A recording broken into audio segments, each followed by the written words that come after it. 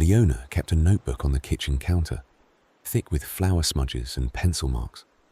For years it held lists of orders, calls to return, new ideas to try, and small promises to herself.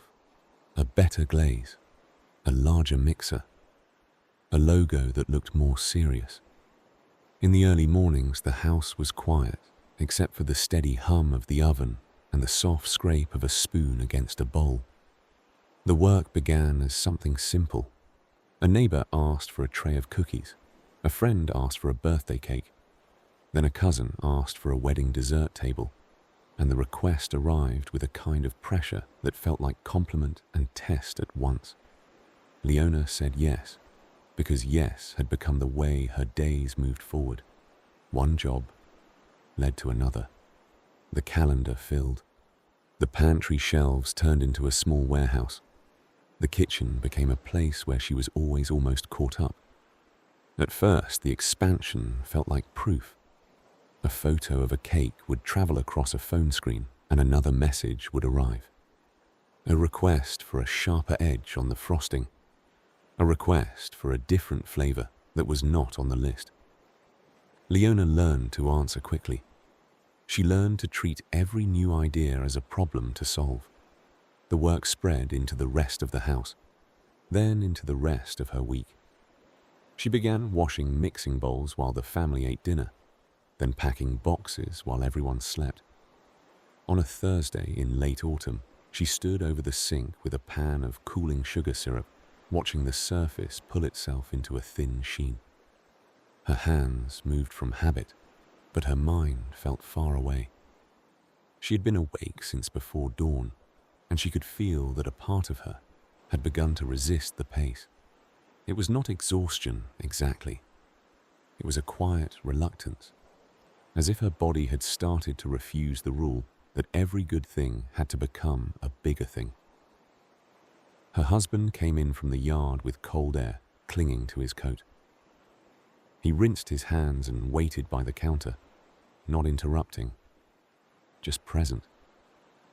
He had always been the person who carried the boxes to the car and lifted the trays into the trunk.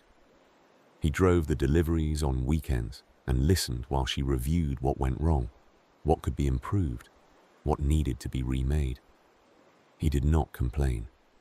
He simply stayed close enough that the work did not become a private tunnel. Leona looked at the notebook and saw how the pages had become crowded. There were more arrows than words, more reminders than plans. The lines did not look like ambition anymore. They looked like a person trying to keep a lid on boiling water.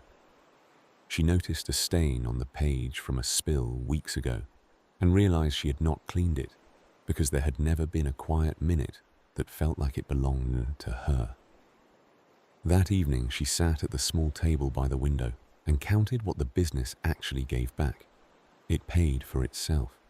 It paid for small comforts. It did not buy time. It did not create peace. It turned the best parts of her attention into a commodity and then demanded more of it. She thought about the first cookie tray, the feeling of making something beautiful without the need to prove anything. She remembered how she used to bake and then sit down, allowing the work to end when it ended. Over the next week, Leona changed the menu without announcing a new life. She stopped taking the large event orders. She kept a few families who asked for simple things, and she let the rest go with calm politeness. She wrote shorter messages. She set the phone face down on the counter and let it remain silent for long stretches.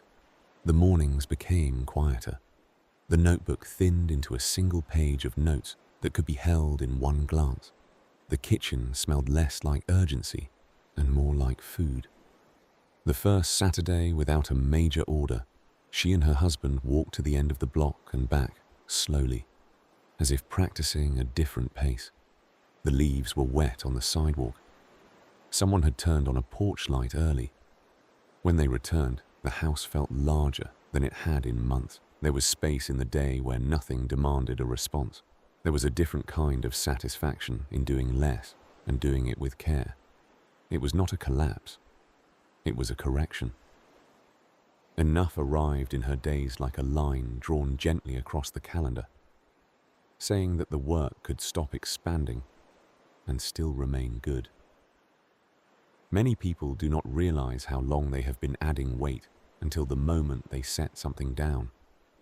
Striving can create a life, but it can also crowd it. Contentment often begins when effort stops adding value and starts adding noise, and the mind finally notices the difference. Calvin spent most of his working life in an office where the lights stayed on after dark. Even when he came home, the day did not end. He carried lists in his head and kept a notebook on the nightstand the way some people kept a glass of water. If an idea arrived, he wrote it down so it would not slip away. The list grew into a map of improvements: a new railing, a better set of shelves in the garage, a remodel that would make the kitchen feel more like the kitchens in magazines. After retirement, he assumed he would finally have time to finish everything. Instead, the unfinished work multiplied in the open hours.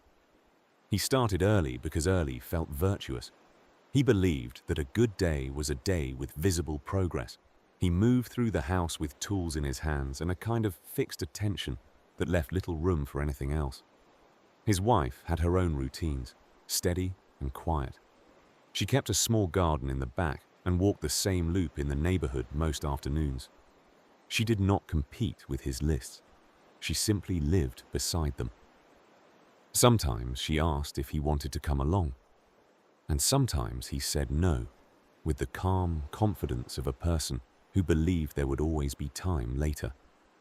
One spring morning, he stood on a ladder in the hallway, smoothing a patch of paint that no one would notice. The house was silent, except for the soft scrape of sandpaper. The patch was already good enough, but his mind kept finding a flaw. He worked it again, then again, chasing a smoothness that felt like control. Halfway through the third pass, his hand slowed. The work began to feel strange in his fingers, as if he were repeating a motion that belonged to a different version of him. He climbed down and looked at the hallway from the other end. The wall was fine. It had been fine. He realized that the urge to perfect it was not about the wall at all. It was a habit of striving that had outlived its purpose. For years it had been tied to deadlines and expectations, to proving competence, to staying ahead. Now it was simply a wheel turning with no road beneath it. That afternoon, his wife returned from her walk with a small paper bag from the corner market. She unpacked fruit on the counter and rinsed it under cool water. Calvin watched her hands move without hurry. He noticed that her day had its own shape and did not need his labor to be legitimate. The house did not feel neglected. It felt like a place where life could happen. A few days later, their adult son stopped by with a child in tow. The visit unannounced and brief. The small shoes tracked damp grass into the entryway, and Calvin started to reach for a towel with the reflex of a man who guarded surfaces. Then he watched his wife crouch down and wipe the shoes with a gentle patience, treating the mess as part of the visit instead of a disruption. The hallway wall did not matter in that moment. The sound of a small laugh mattered. Calvin began to test a small change. He left one project incomplete on purpose. He put the tools away before he was done. The next morning, he expected discomfort, but the discomfort was mild and brief. It felt like the first minutes of a long trip when the body is still looking for the old posture. In the following weeks, he narrowed the list. He kept repairs that mattered and let the cosmetic fixes fade. He spent more time in the backyard while his wife worked with the plants, handing her bags of soil and filling the watering can. Sometimes they walked together without planning it, letting the day decide the pace. He was surprised by how quickly the urge to measure progress softened when there was no longer a scoreboard. Calvin did not stop caring. He stopped inflating care into a permanent task. The shift was quiet, but it changed the air in the house. Enough became a practical idea, not a slogan. It meant the railing was safe even if it was not new. It meant the shelf held the paint cans even if it did not match the brochure. It meant the day could end while there was still light outside, and nothing important was missing. The older he became, the clearer it felt that improvement could be endless, and endless did not always mean better. He had spent years thinking that finishing was the reward.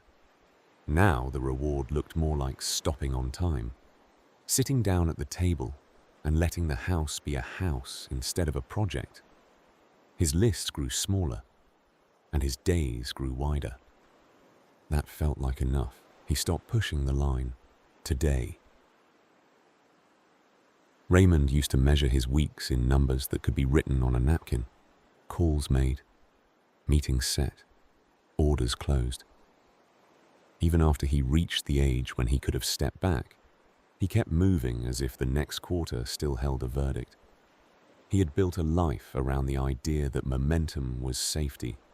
In his 60s, he switched to consulting, telling himself it was freedom. The work followed him anyway.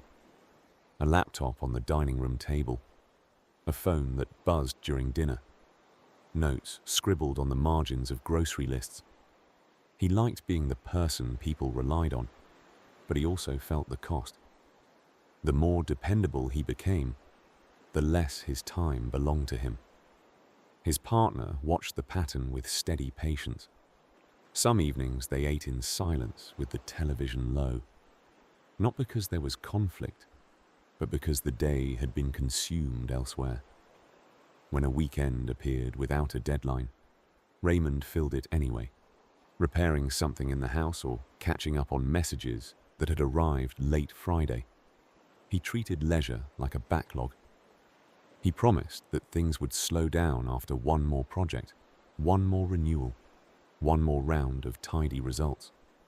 The promises sounded reasonable, and the calendar accepted them without complaint. A small change began with something ordinary.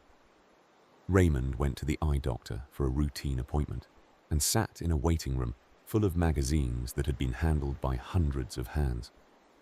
The air smelled faintly of disinfectant and paper. He looked around at the quiet faces and noticed how little anyone in that room cared about the numbers he chased. They were simply there, waiting, living inside the time they had. On the way home, he stopped at a public library to return a book his partner had checked out. The building was cool and calm, with a soft echo in the hallways. A volunteer at the front desk smiled and pointed him toward the return slot.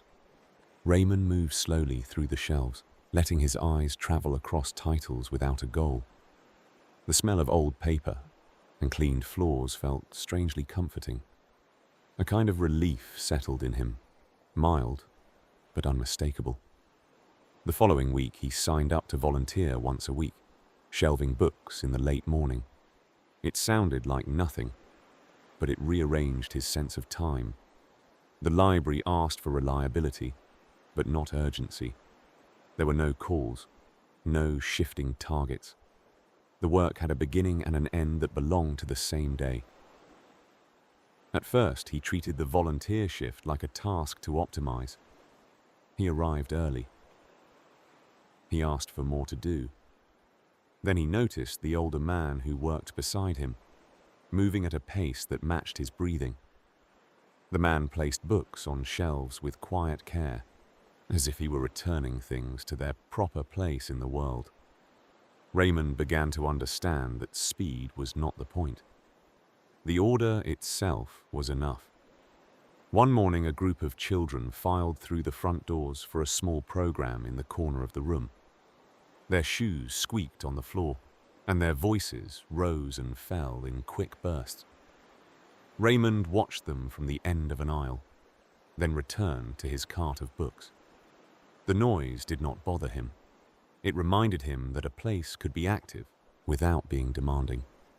The library held energy without chasing it. His partner started meeting him outside when the shift ended. They would walk a few blocks to a small cafe and sit by the window. Raymond would talk about a book spine he recognized from childhood, or the way sunlight fell across the reading tables.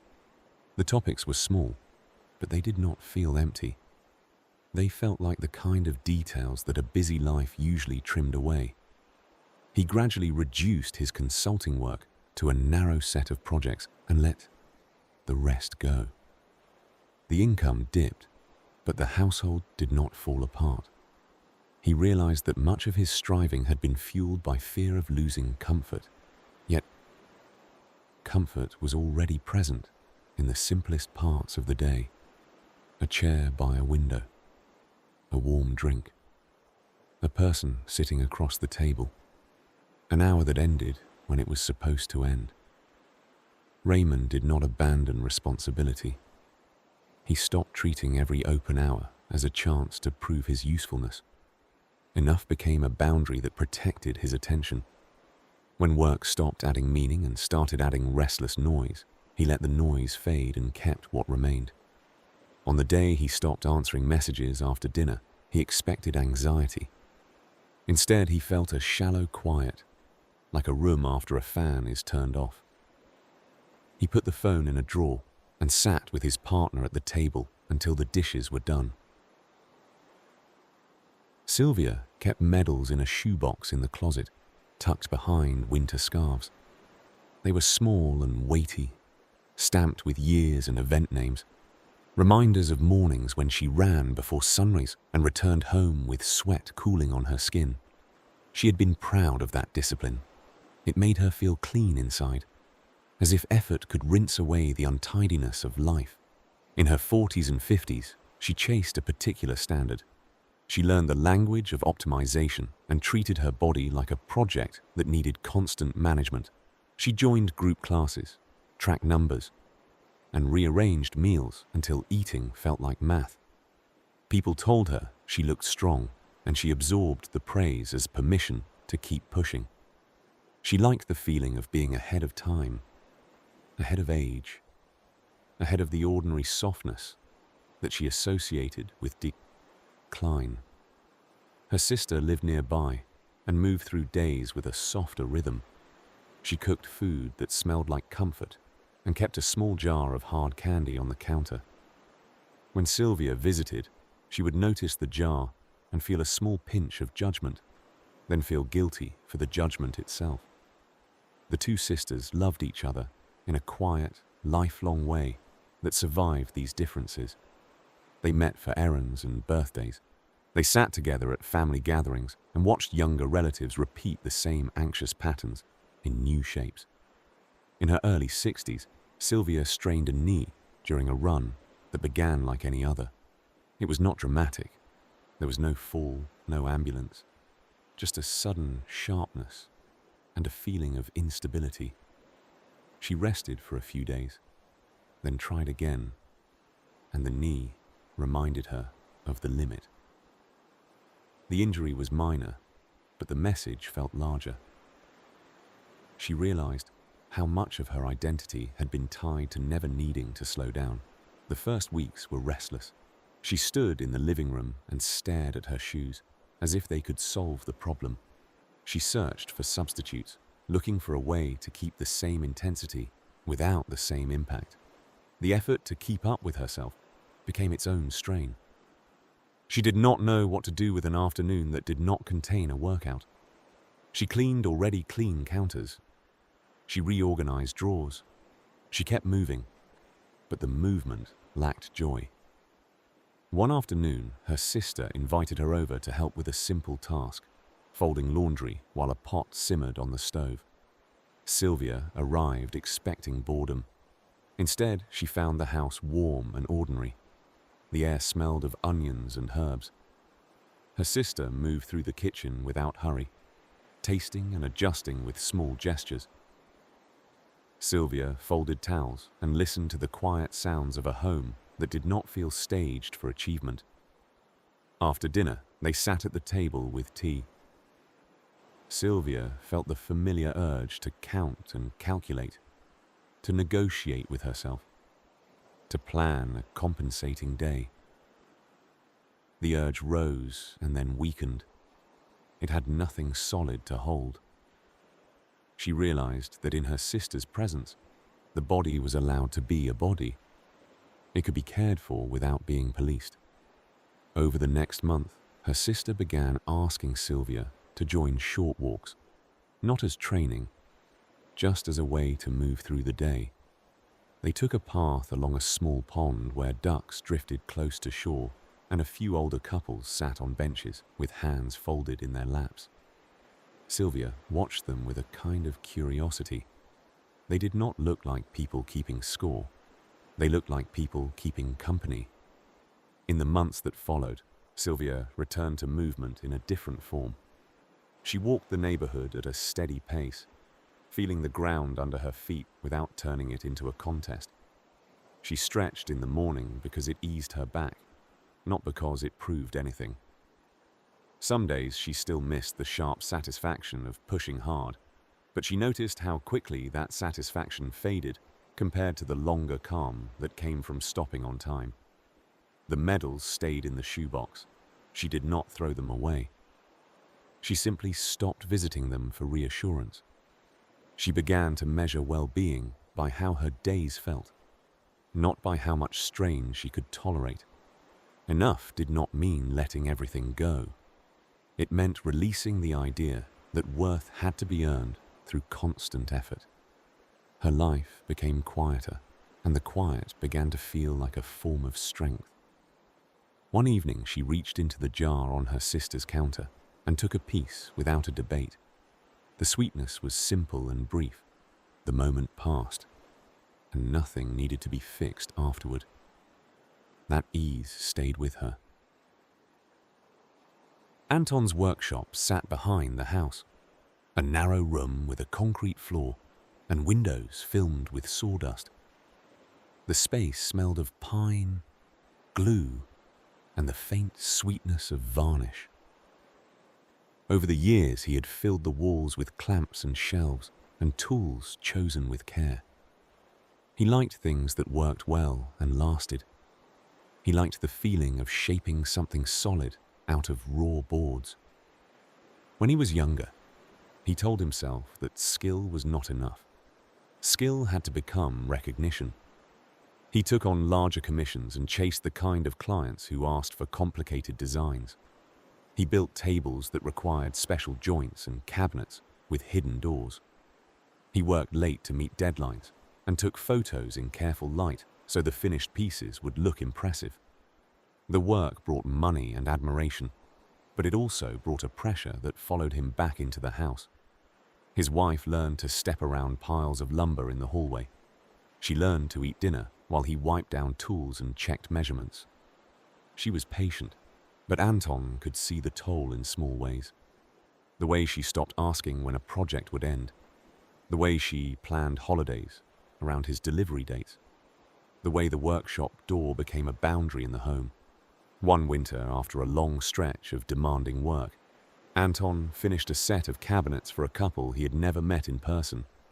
The instructions had arrived in a series of messages with revisions and new demands. He built exactly what was requested. When the job was done, he loaded the pieces into a rented van and drove them away. The payment cleared, and the workshop was quiet again. He expected satisfaction. Instead, he felt a flatness, as if the job had consumed the best part of his attention and returned nothing personal. The next day, he stepped into the workshop and stood still, listening to the silence. The room looked the same, but something in him had shifted.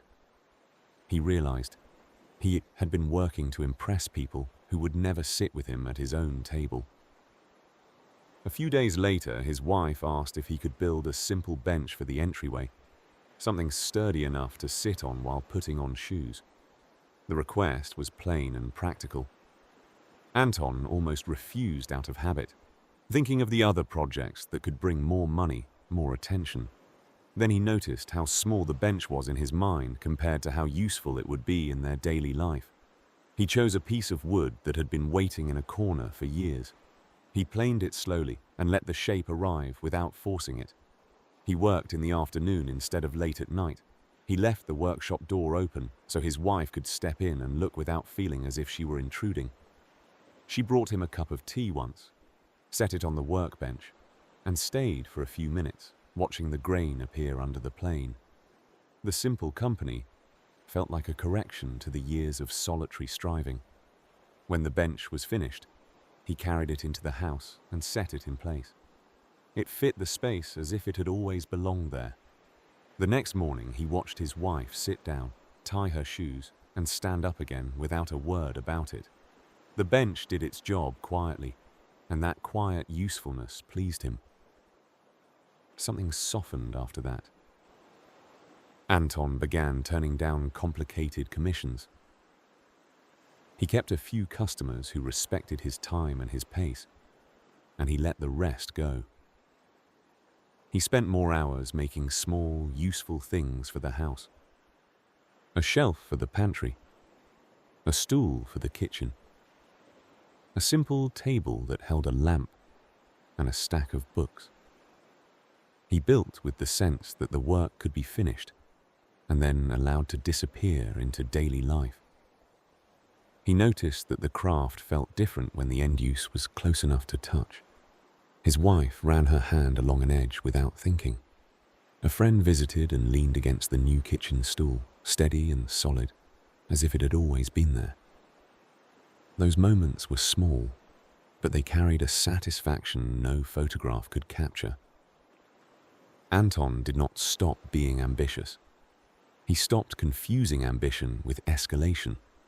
Enough meant the workshop could remain a place of craft, not a place of constant proving. The objects he made became part of his home life instead of an escape from it. And the steadiness of that change felt like a return. On some evenings he turned off the shop lights while there was still daylight in the yard. The sawdust could wait. The next cut could wait. He walked back into the house and felt that the day had been full enough. Janice learned early that praise was often attached to endurance. In her first job, she stayed late to finish tasks that could have waited. Supervisors noticed. Colleagues relied on her. She became the person who answered messages quickly and solved problems before they became visible.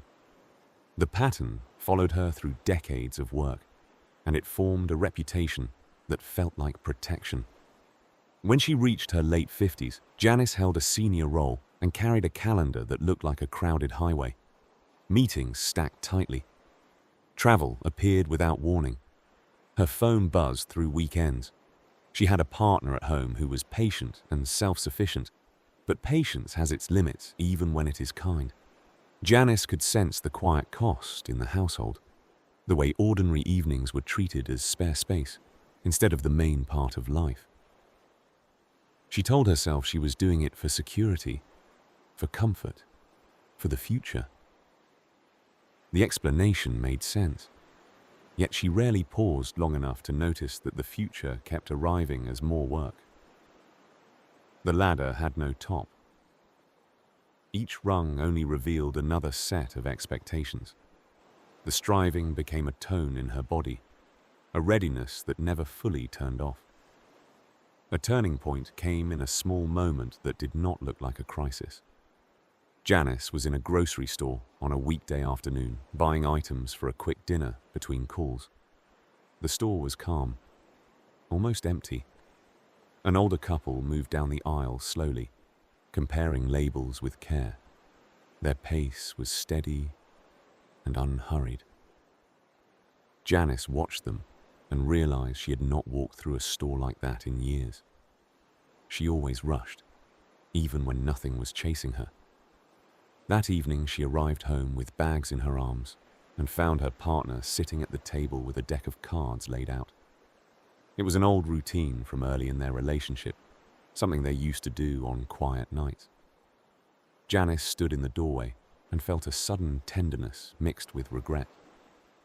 The cards were a simple invitation back into a life that still existed, waiting. The next week, she declined a new assignment that would have required more travel. She expected pushback. The response was mild. Someone else took it. The world did not tilt. Janice noticed that much of the pressure she carried was pressure she had agreed to without realizing she could refuse. She began to set boundaries that would have once felt unthinkable. She stopped checking messages after a certain hour. She blocked off mornings on her calendar for work that required focus and prevented meetings from colonizing every day. She started taking lunch away from her desk, sometimes walking around the block and feeling the air as if it were a small luxury. The first time she sat in her car for 10 minutes without making a call, she felt the anxious reflex to fill the silence. The reflex passed, and the silence remained. Her partner responded in subtle ways. The cards appeared on the table more often. A pot simmered on the stove with the patient rhythm of a meal that did not need to be rushed. Janice found herself listening more and speaking less, not because she had nothing to say, but because she was no longer trying to sprint through the evening. She noticed small details again, like the way a lamp warmed the corner of the room, or the sound of running water in the sink. After a few months, she asked for a reduced schedule. The decision came with a dip in status and a smaller paycheck, but the household remained stable. The trade felt honest. She realized that she had been striving for a kind of safety that was never guaranteed by effort alone. What effort could buy was a moment of control, and control was a hungry thing. On her new free afternoons, she and her partner sometimes drove without a destination, just to see trees and houses and the slow change of light. They stopped at a small park and sat on a bench with nothing to accomplish. Janice felt the odd relief of being unproductive in a way that still felt full. Janice began to see enough as a form of clarity. It meant the job could be done well without consuming everything else. It meant the calendar could contain space without being wasteful. It meant she could return to the table and let the day settle, not as a reward for striving, but as the point of living at all. Some nights, she left the phone in the kitchen and went to bed with the house quiet around her. She could still feel the old impulse to reach for urgency, but the impulse was no longer in charge. The steady hours began to feel like a possession she had almost forgotten. Victor's driveway used to tell a story of upgrades, a newer car every few years, a fresh coat of paint on the house trim, a lawn that looked as if it had been measured and corrected. He was not careless with money, but he was attentive to appearances in the way many people become attentive without admitting it. He liked the feeling of stepping into something new. It made him feel as if time could be managed through purchases. His wife tolerated the pattern with mild amusement. She cared about comfort, but she did not treat novelty as a requirement. She kept the same mugs for years. She repaired small tears in clothing instead of replacing everything. When Victor arrived home with a new device, she would learn it enough to be polite and then return to her own routines. Victor worked in a field where clients and colleagues noticed details. He believed those details mattered, and sometimes they did. Over time, the belief expanded beyond the office. He began to treat his home as an extension of a professional image. He spent weekends making sure nothing looked dated. The striving did not come with anger. It came with vigilance, a constant scanning for what could be improved. In his late 60s, Victor's car reached the age when many people would have replaced it without thinking. The paint had a few dull spots. The seats held the shape of years. The engine still ran well, and the car had never left him stranded. Victor started researching new models, comparing features, imagining the smooth satisfaction of a fresh purchase. He pictured the smell of a new interior and the small status of parking something newer in the driveway. Then a neighbor knocked on the door one afternoon, asking for help with a minor issue in the yard. Victor stepped outside and saw the neighbor standing beside a small wheelbarrow with a flat tire. The fix was simple. Victor fetched a pump and worked on the tire while the neighbor watched, grateful and calm. The exchange was ordinary, yet Victor felt a subtle warmth. The help mattered more than any upgrade. Later that day, he sat in the driver's seat of his old car and noticed how familiar it felt. The steering wheel had been held by his hands through years of errands and trips and quiet drives with his wife in the passenger seat. The car was not impressive, but it was reliable. It carried history. It carried the shape of a life, not just the image of one. He remembered a long drive years earlier when the two of them had gotten lost on a back road and ended up near a small lake at sunset. The car had brought them there without ceremony, and the memory felt more valuable than any feature list. He delayed the purchase for a month, then another. The urge to replace began to weaken.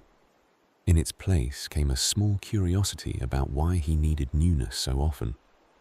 He noticed that the thrill of a purchase faded quickly, and the maintenance of appearances lasted much longer. The chase was endless because it had been built to be. When his adult son visited one weekend, the son parked a newer vehicle at the curb, clean and sharp. Victor admired it briefly and felt the familiar pull of comparison. Then he watched his wife carry a bowl of fruit to the table and realized that the visit was the point, not the driveway. They spent the afternoon doing small things, folding towels, wiping down the kitchen, sitting on the porch while the light changed. The car sat outside, useful and quiet, doing nothing but being ready. Victor began making different choices in small, practical ways. He stopped chasing the newest version of things that already worked. He repaired what could be repaired. He kept the car and put the saved attention into the household.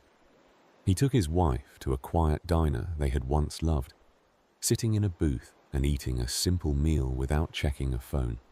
He spent an afternoon organizing old photographs, letting the past feel present without trying to polish it. The driveway began to look less like a showroom and more like a place where people lived. The lawn grew a little wilder at the edges. Victor noticed that no one important cared. The neighborhood did not change its opinion. Friends still visited. His wife still laughed at the same small things. Enough did not arrive for Victor as a grand decision. It arrived as a series of small refusals. Refusing to upgrade for the sake of upgrading. Refusing to treat every year as a demand for novelty. In the space created by those refusals, contentment had room to settle. Nadine used to treat every gathering as a performance, even when no one asked for one. When relatives visited, she polished surfaces that were already clean and rearranged furniture that had sat in the same place for years. She planned menus like a small campaign and wrote shopping lists with careful margins. She wanted people to feel welcomed, and she wanted to feel competent. The two desires tangled together until hosting became another form of striving. Her husband helped when he could, but Nadine carried the emotional weight of the event. She remembered who disliked onions and who did not eat certain foods. She remembered which cousin preferred a particular chair. She tracked birthdays and anniversaries and treated every occasion as an opportunity to prove that the household was well run and generous. After each gathering, she collapsed into a tiredness that felt like it belonged to a different job. As she moved into her 70s, Nadine began to notice the pattern more clearly. The house filled with people. Laughter rose and fell. Dishes piled up.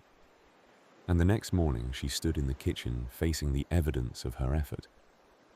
The work was not the problem. The problem was the pressure she placed on herself to make everything flawless, as if warmth required perfection. She remembered her own mother hosting when Nadine was young, moving through a crowded kitchen with a face that looked calm from a distance and strained up close. As a girl, Nadine had admired the ability to manage everything. She had not understood that the admiration could become a trap. Now she could see how easily love turned into labor when it was measured by output. One year, a few days before a holiday, she felt a sudden resistance while writing the menu. The list of dishes looked familiar, but it no longer felt necessary. She realized that some recipes existed mainly because she had always made them, not because anyone truly wanted them. The thought was freeing and unsettling at once. She told her husband she wanted to keep it simple. He looked relieved in a way that made Nadine laugh softly. Together they went to the market and bought fewer items than usual. Nadine chose ingredients that were easy and comforting. Vegetables for a soup, bread, fruit. A small dessert that could be finished in one evening rather than prepared over 2 days. The shopping cart looked almost empty compared to the past, and Nadine felt a mild fear that she was failing. She let the fear pass without feeding it. On the day of the gathering, she did not set out every serving dish. She did not fold napkins into shapes. She put flowers in a small vase and left the rest alone. When the doorbell rang, she opened the door and felt the simple pleasure of seeing familiar faces without the sense that she was being evaluated. Her relatives did not complain. They sat at the table and ate the soup. Someone offered to wash dishes, and Nadine allowed it. Her adult child arrived early and started wiping the counter and setting out bowls without being asked. Nadine watched and felt the old impulse to take control. Then she stepped back and let the help remain. Help. It was a small surrender that felt like relief. She noticed her husband talking with a nephew in the living room, the two of them leaning forward in the shared attention of an ordinary conversation. She saw how little the room needed to be perfect for people to feel close. The warmth came from bodies gathered in the same space, not from the extra dish she had once stayed up late to prepare. After everyone left, the kitchen was still messy, but the mess felt smaller. Nadine did not feel depleted in the same way. She and her husband sat down with the last of the bread and ate in quiet comfort. The evening felt complete rather than consumed. In the weeks that followed, Nadine kept simplifying. She stopped treating the home as a stage.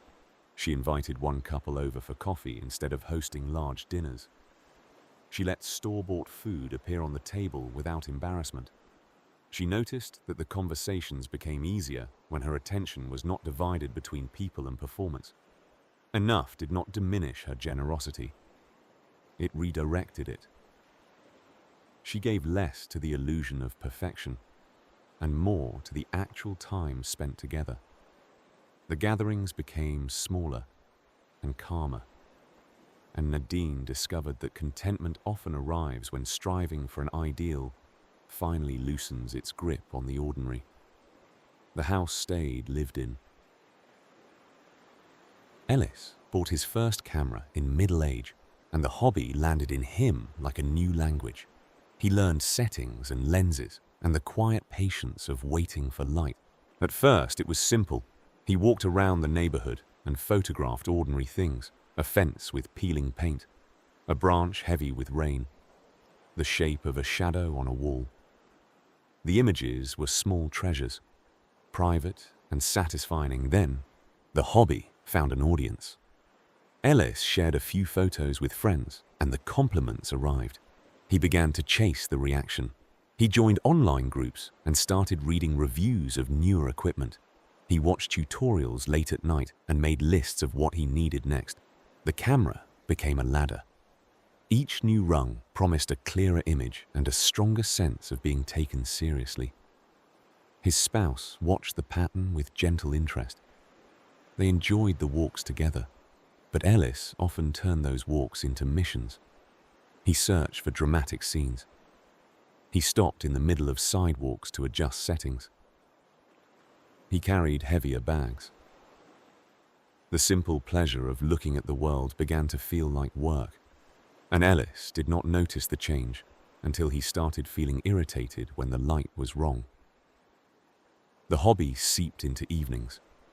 Ellis would sit in a small room with the glow of a screen on his face, editing the same image again and again, chasing a tone that felt perfect in his mind and never quite appeared on the monitor. His spouse would go to bed with a book and a lamp, and Ellis would follow later, mind still running through adjustments. The next morning, he would wake tired and blame the weather, the lens, anything but the pressure he had created. One afternoon, he drove to a scenic overlook, arriving just before sunset. He set up the camera and waited. The sky shifted colors slowly, and people gathered nearby with their own devices raised. Ellis took the photos he wanted, then looked at the screen and felt the familiar disappointment. The image was fine. It was not extraordinary. The moment had been beautiful, but the photograph did not feel like enough. On the drive home, he stopped at a small grocery store for a few items. As he walked through the parking lot, he saw an elderly man loading bags into a car, moving carefully but steadily. The man's hands were gentle with the fruit, as if each piece mattered. Ellis noticed the light falling across the man's shoulders, turning the scene into something quietly luminous. Ellis had no camera in his hands, only the awareness of the moment. He felt a sudden clarity that the world was full of images, even when none were captured. That evening, he told his spouse he wanted to change the way he used the hobby. They sat together in the living room and scrolled through older photos from the early days, the ones taken before the chase began. The images were less polished, but they carried more feeling. They showed the neighborhood, their own kitchen, small trips, simple weather. Ellis realized he had been moving away from the parts that mattered most to him. A week later, they visited a small local exhibit in a community center, frames hung on plain walls. The photos were not grand. They were small scenes of streets, hands, windows, children running through sprinklers, the texture of winter light on bare branches. Ellis stood beside his spouse and felt something settle. The artists had not been proving anything. They had been noticing. In the following weeks, he stopped reading reviews. He stopped planning purchases. He walked with a lighter camera and a lighter expectation. Sometimes he did not bring the camera at all. He looked at trees and windows and faces and let the scenes pass without needing to turn them into proof.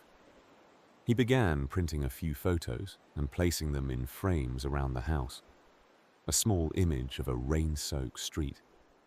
A photo of his spouse's hands arranging flowers on the table. The pictures did not need to earn approval from strangers. They only needed to remind the household of ordinary beauty that had been present all along. Ellis discovered that enough in a creative life can mean returning to the original reason for creating. The better gear had not been the point. The point was attention, shared and steady. When striving stopped adding depth and started adding pressure, he let the pressure go and kept the simple seeing. The nights grew quieter when he stopped chasing perfection on the screen. He closed the laptop sooner and sat with his spouse on the couch, letting the day fade without a plan. The hobby became part of life again instead of a second job. Marisol ran a small shop that sold practical things, not luxuries. The work was steady and predictable, and she liked that. She liked the rhythm of unlocking the door in the morning, turning on the lights, and arranging items that had been handled by many hands. The shop did not make her famous, but it made her known in the neighborhood, and being known felt like a kind of belonging. For a long time, Marisol treated the shop as if it were always fragile. She assumed that any slack would lead to failure, so she held everything tightly. She opened early and stayed late. She took extra deliveries and accepted last-minute requests. She kept a mental inventory of every possible risk, believing that vigilance was the price of stability. When friends invited her to dinner, she often declined. When a free afternoon appeared, she used it to reorganize shelves. Her partner encouraged her to rest, but Marisol did not know how to rest without guilt. The guilt felt like a warning system. If she relaxed, something would be missed. If she stopped striving, the small structure she had built would collapse.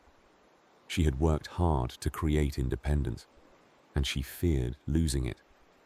Even when the business was stable, her body behaved as if it were still in the early years of uncertainty. One summer, a new business opened nearby, and Marisol felt a familiar spike of anxiety. She watched customers drift toward the new place out of curiosity. She responded by working harder, cleaning more, adding items, staying later. The effort was sincere, but the strain began to show. She woke up thinking about the shop. She fell asleep thinking about the shop. Her life narrowed until almost every thought ran through the register.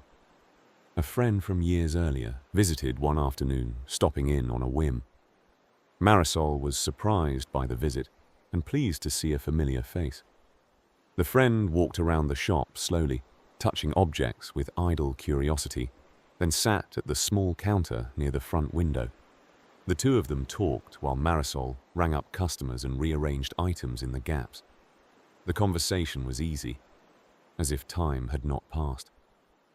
After the friend left, Marisol stood in the quiet shop and noticed the feeling that remained. It was not excitement about sales. It was the steadiness of connection. She realized she had been protecting the business so fiercely that she had been letting other parts of life erode without noticing. The shop was still there. What had been disappearing was the time around it. The next week, she made a change that felt risky only because it was unfamiliar. She shortened the hours by a small amount, closing earlier in the evening. The decision was practical. Most sales happened earlier anyway. The later hours brought little return. Still, on the first night she turned the sign to closed while the sun was still up. She felt a surge of nervous energy. She waited for consequences that did not arrive. She went home and found her partner in the kitchen, cutting vegetables for dinner. The two of them cooked together, moving around each other with gentle familiarity. Afterward, they walked outside and sat on the front steps, listening to distant traffic and a dog barking a few houses away. A light rain started and ended quickly, leaving the street dark and clean. Marisol realized she had been missing this kind of ordinary evening for years, not because it was unavailable, but because she had not allowed it to count. Over the following months, she kept adjusting. She trained a part-time helper so the shop did not rely on her presence every hour. She let some tasks remain unfinished until the next day. She took a day off without turning it into a day of errands. She met the friend for coffee on a weekday morning and listened more than she spoke. The friend invited her to a small weekly gathering at a neighbor's house. Nothing formal, just tea and a few people sitting around a table. Marisol started going, and the steadiness of that simple routine felt like a new kind of security. The shop did not collapse. It remained steady, and in some ways it improved because Marisol was less exhausted. She began to see that striving had become a habit long after the crisis that first taught her to strive. Enough arrived when she realized that stability did not require constant strain. The business could be cared for without consuming the entire life around it. When Marisol locked the door at closing time, the day could truly end, and she could step back into the rest of her life without feeling as if she was stealing from it. Nora kept a small corner of the basement for her jars. Glass lined the shelves in neat rows, each one labeled in careful handwriting. Jam from summer fruit, pickles from late cucumbers, beans that had simmered all afternoon and then been sealed away for later. She started doing it after a neighbor handed her a jar as thanks for a favor, and the gift felt like something older and steadier than money. At first, the habit belonged to weekends. Nora would come home from work, wash fruit, and listen to the house settle. The kitchen would fill with the soft slap of a wooden spoon against a pot, the hiss of steam, the sharp brightness of vinegar. Her partner, Eli, would pass through now and then, tasting a spoonful, washing a pot without being asked, and leaving the rest to Nora's quiet attention. The lids clicked as they cooled, a small sound of completion. Then the jars began traveling. Nora brought a few to a family gathering, and someone asked for the recipe. A co-worker asked if she could make that apricot one again. A neighbor mentioned a holiday market and said the jars would sell fast. Nora laughed it off, but the idea stayed. The next time she made a batch, she made 2. She ordered extra lids. She bought a label printer that promised neatness. The first year, it stayed pleasant. People offered compliments in the easy way they offer compliments about food, and Nora accepted them without taking them as a contract. She gave jars away at birthdays and holidays, sliding them into gift bags as if they were ordinary. It felt generous, simple, a way to leave something tangible behind. The second year, the requests arrived earlier and with more detail. Labels had to match. Colors had to coordinate. Someone wanted a dozen jars with a specific name printed on each one. Someone else asked for just a little less sugar, as if the jar were a made-to-order drink. Nora said yes too quickly, the way a person says yes when the word still sounds like kindness. The work moved from weekends into weeknights. Nora began checking her phone while stirring, answering questions before they became questions. She bought supplies in bulk and stacked boxes in the laundry room.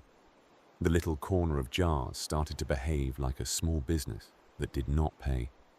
Even the smells changed. What had once felt warm began to feel like output, like a production line with nicer lighting. One evening, after a long session at the stove, Nora sat down with a cup of tea and a list of orders spread across the table. Eli sat across from her and turned the paper slightly so it faced both of them, as if it belonged to the household rather than to Nora alone. He did not argue with the list. He traced the lines with a fingertip and asked quietly how many jars it would take for the work to feel finished. The question did not land as criticism. It landed as a pause. Nora held the cup with both hands and listened to the refrigerator hum in the next room. The part that still felt good was not the volume. It was the slow hour when fruit broke down and the room smelled sweet. It was the small satisfaction of placing a finished jar on a shelf, knowing it would be there later. The part that felt heavy was the promise, the sense that she owed strangers a perfect version of her patience. The next weekend, she tried something different without announcing a new system. She made one batch, a single flavor, without telling anyone. She did it in the late morning instead of after dark. Eli put on music low in the background, and they worked without watching the clock. Nora let the jars cool on the counter while sunlight moved across the floor. When it was done, she kept most of them for their own pantry and gave 2 away on a whim to a neighbor who had mentioned liking breakfast toast.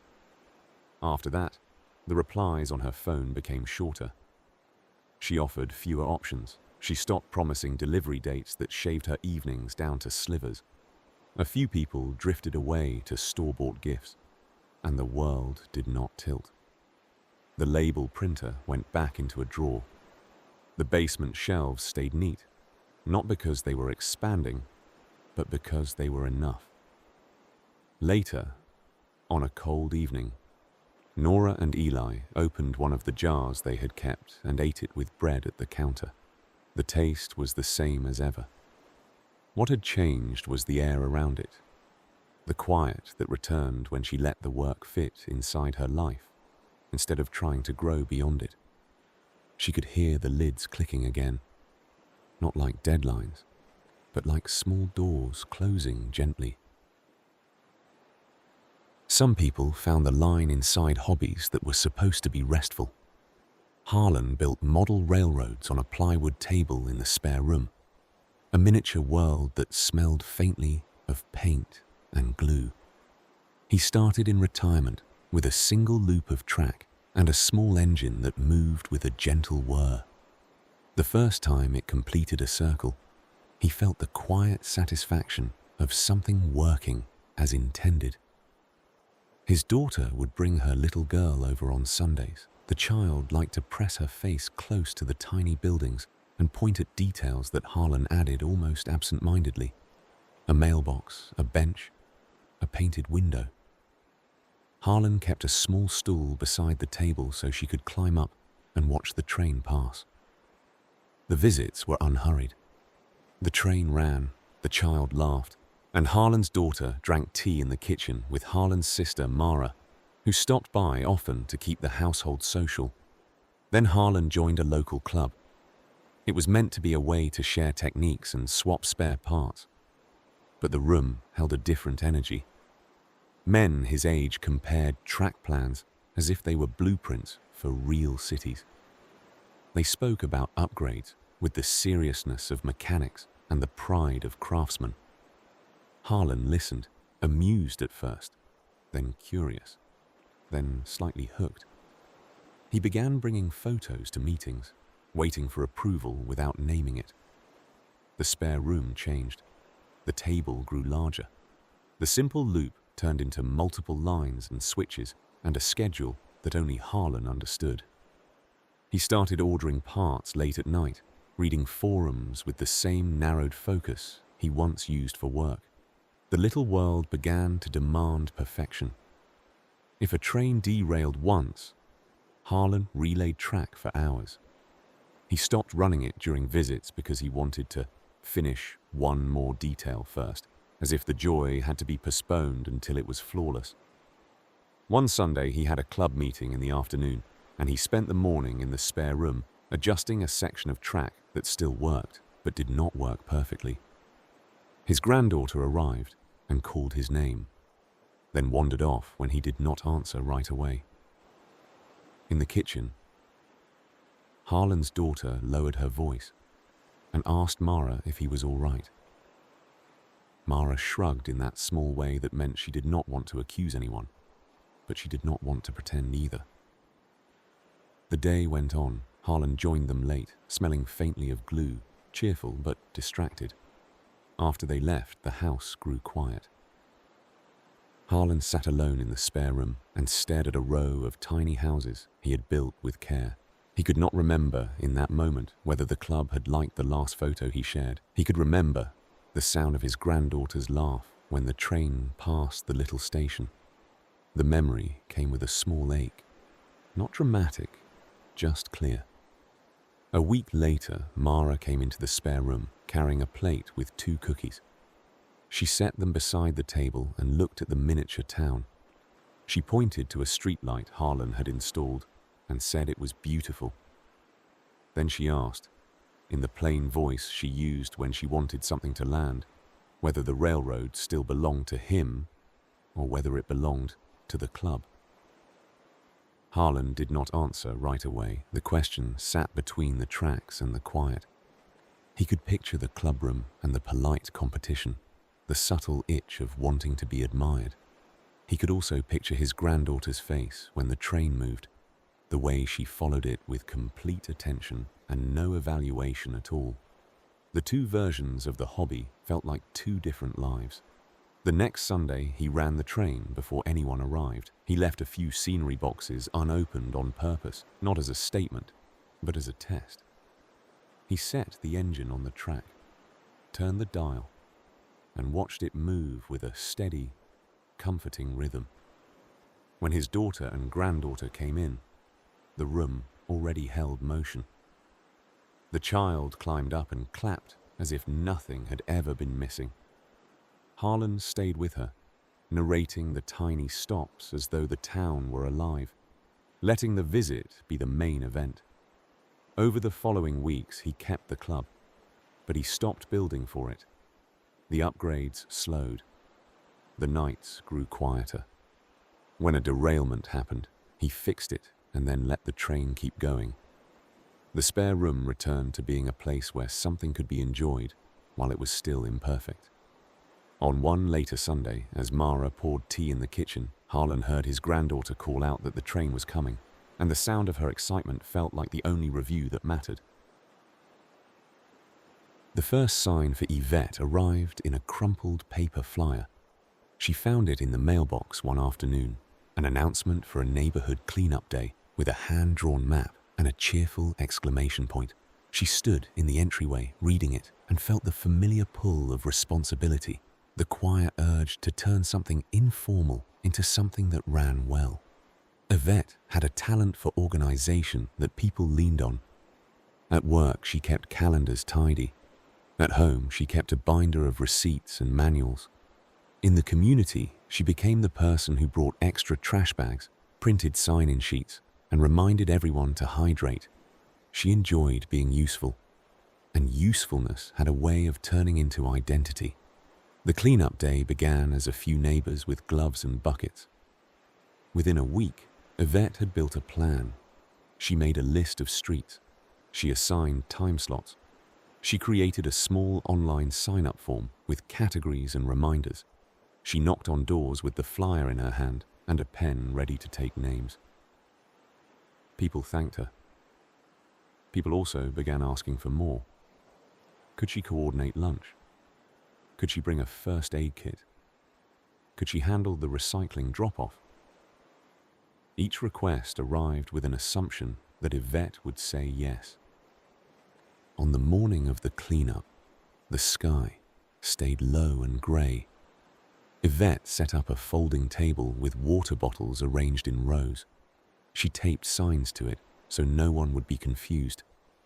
Her friend Camila arrived early and helped without needing instructions, moving with the ease of someone who had known Yvette for decades.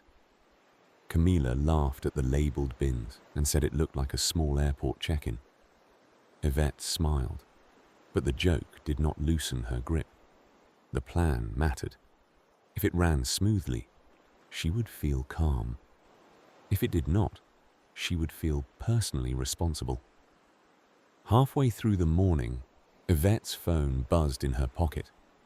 Camila glanced at the screen and read the name out loud. Mrs. Donnelly. The older woman lived 2 doors down and rarely called anyone. Yvette answered and heard a thin, embarrassed voice. A grocery bag had torn in the driveway. Cans had rolled under a car. Mrs. Donnelly asked if someone could help pick them up. It was a small problem, the kind that would be solved in 2 minutes. Yvette looked at the street list on her clipboard. She looked at the table. She looked at the group of neighbors moving toward the next block. She told Mrs. Donnelly she would send someone soon. She said it kindly, but the answer carried distance, as if the day's plan were more real than the woman's driveway. The cleanup ended successfully. Bags were filled. Photos were taken. People thanked Yvette and promised to do it again.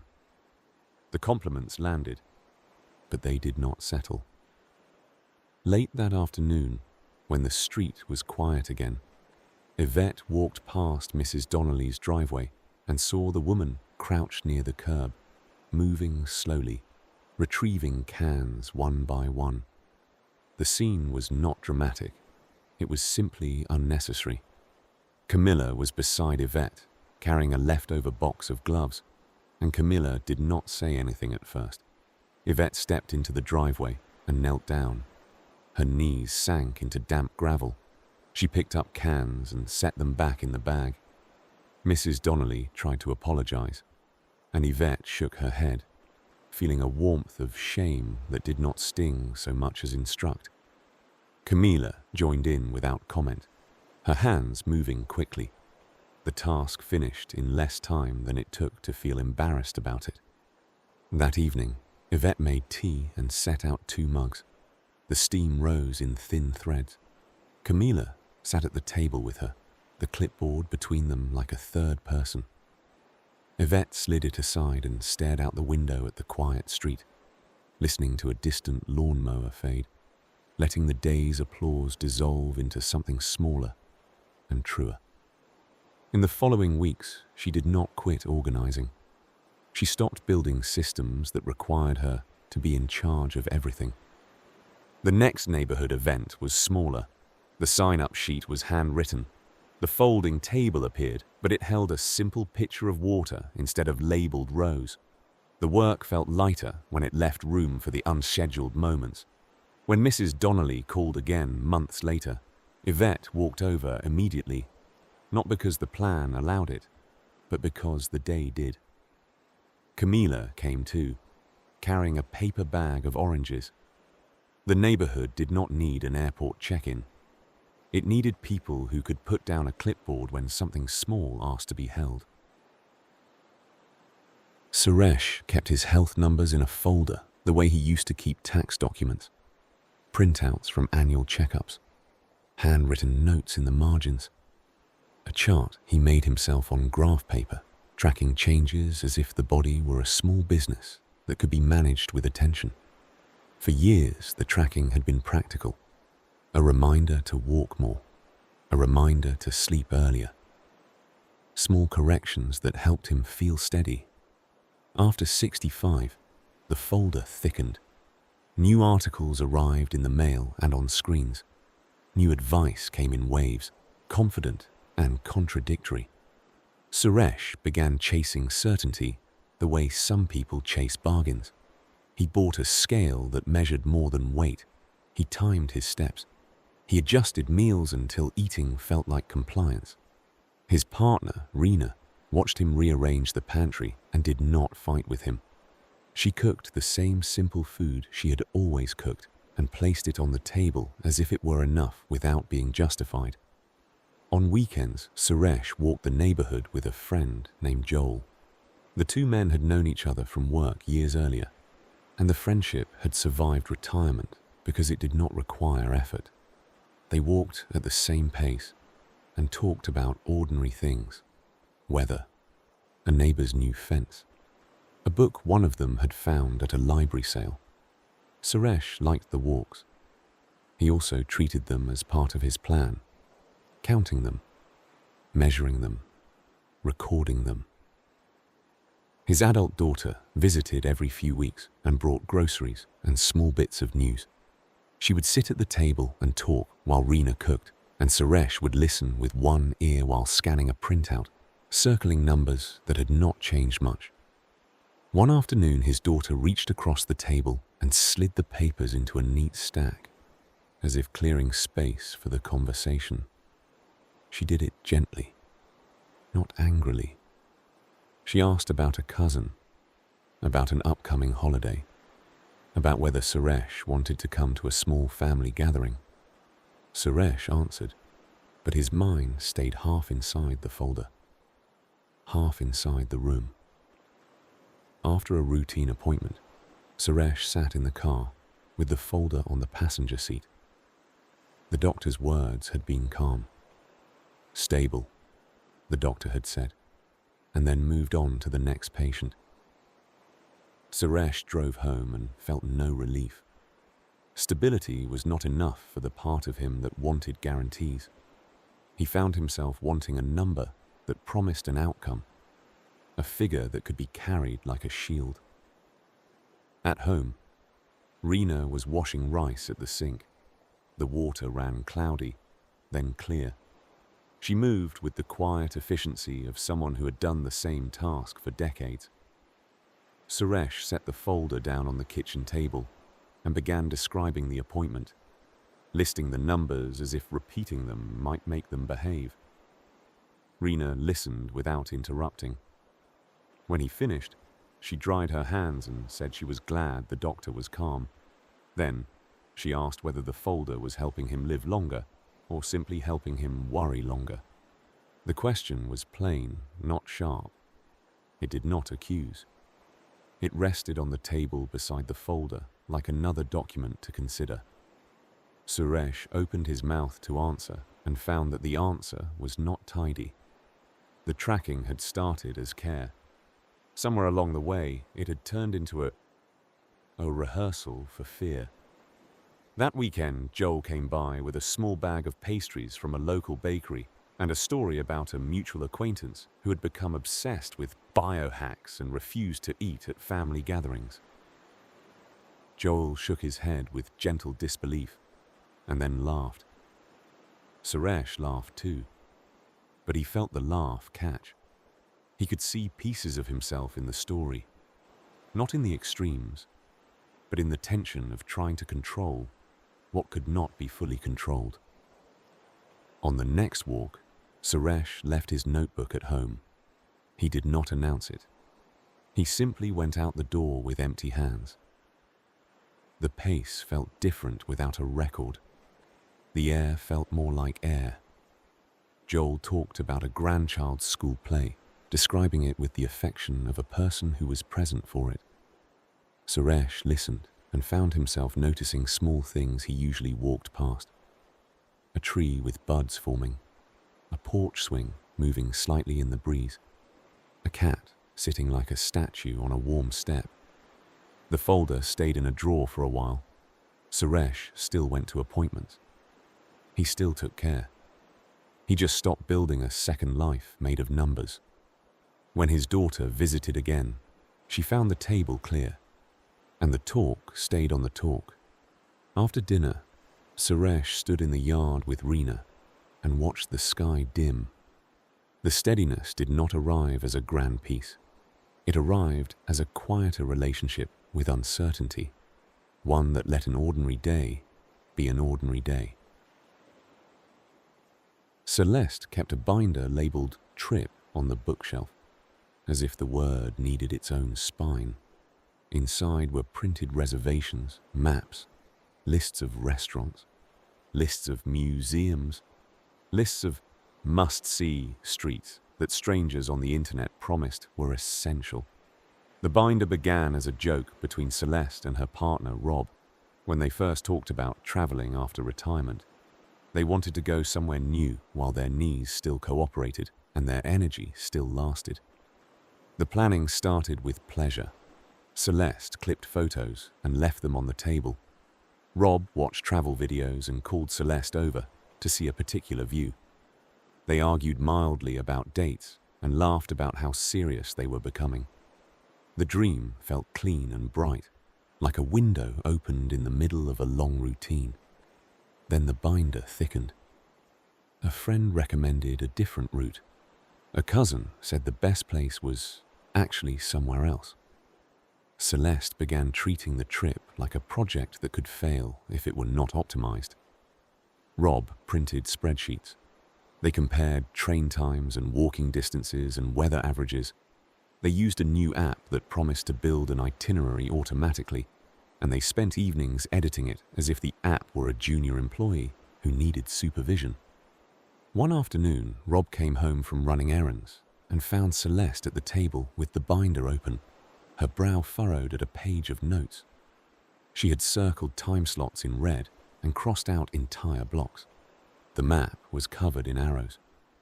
Rob stood for a moment and then asked, lightly, whether they were planning a vacation or a small invasion. Celeste smiled, but the smile was thin.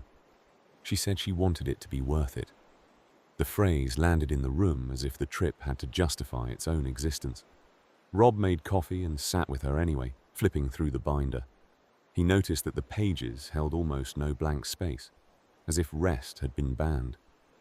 A week later, they did a trial run without meaning to. They drove to a nearby town they had never explored, intending to spend an easy afternoon. Celeste brought a printed list of places to stop, a smaller version of the binder, tidy and efficient. They parked and walked a few blocks. The town was ordinary in a comforting way.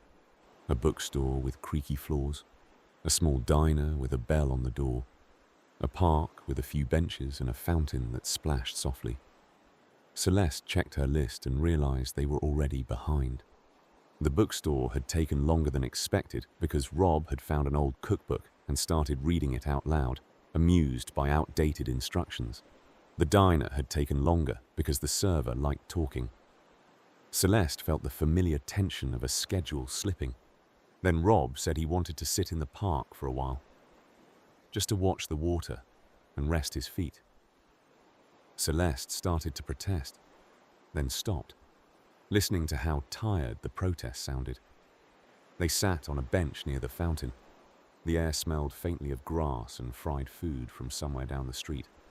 Rob leaned back and closed his eyes for a minute. Celeste watched people drift by without urgency. A child chased a pigeon. An older couple shared a paper cup of coffee. The town did not care about the list. The afternoon did not care either. On the drive home, the binder stayed in the back seat. That night, Celeste opened the binder again and felt the old impulse to fix everything. She started adding sticky notes, then paused. Rob brought 2 bowls of soup to the table and sat down without mentioning the binder. He asked what part of the trial afternoon had been the best. Celeste expected to answer with a place or a purchase. Instead, she said the bench. Celeste looked at it as if it were an object that had gained weight without her noticing. She thought about the moment on the bench, how easy it had been once she stopped measuring it. The trip was supposed to widen their lives, not compress their days into timed blocks. The planning did not disappear overnight. Celeste still liked details. Rob still liked research. But the binder became thinner. The itinerary grew fewer lines. They left open afternoons on purpose, not as a strategy, but as a way to let a place have its own rhythm.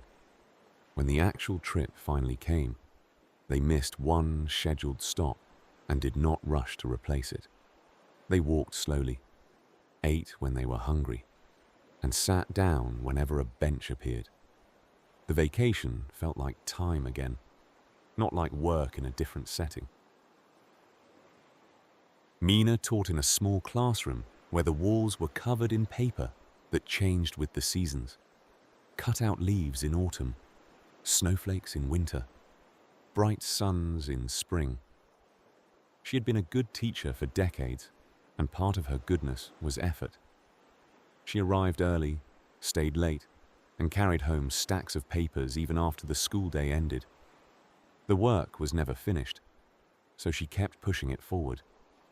In her 50s, Mina began building elaborate lesson plans. She collected craft supplies in labeled bins and created color-coded calendars. She designed activities that were meant to be memorable, the kind children talked about at dinner. Parents praised her.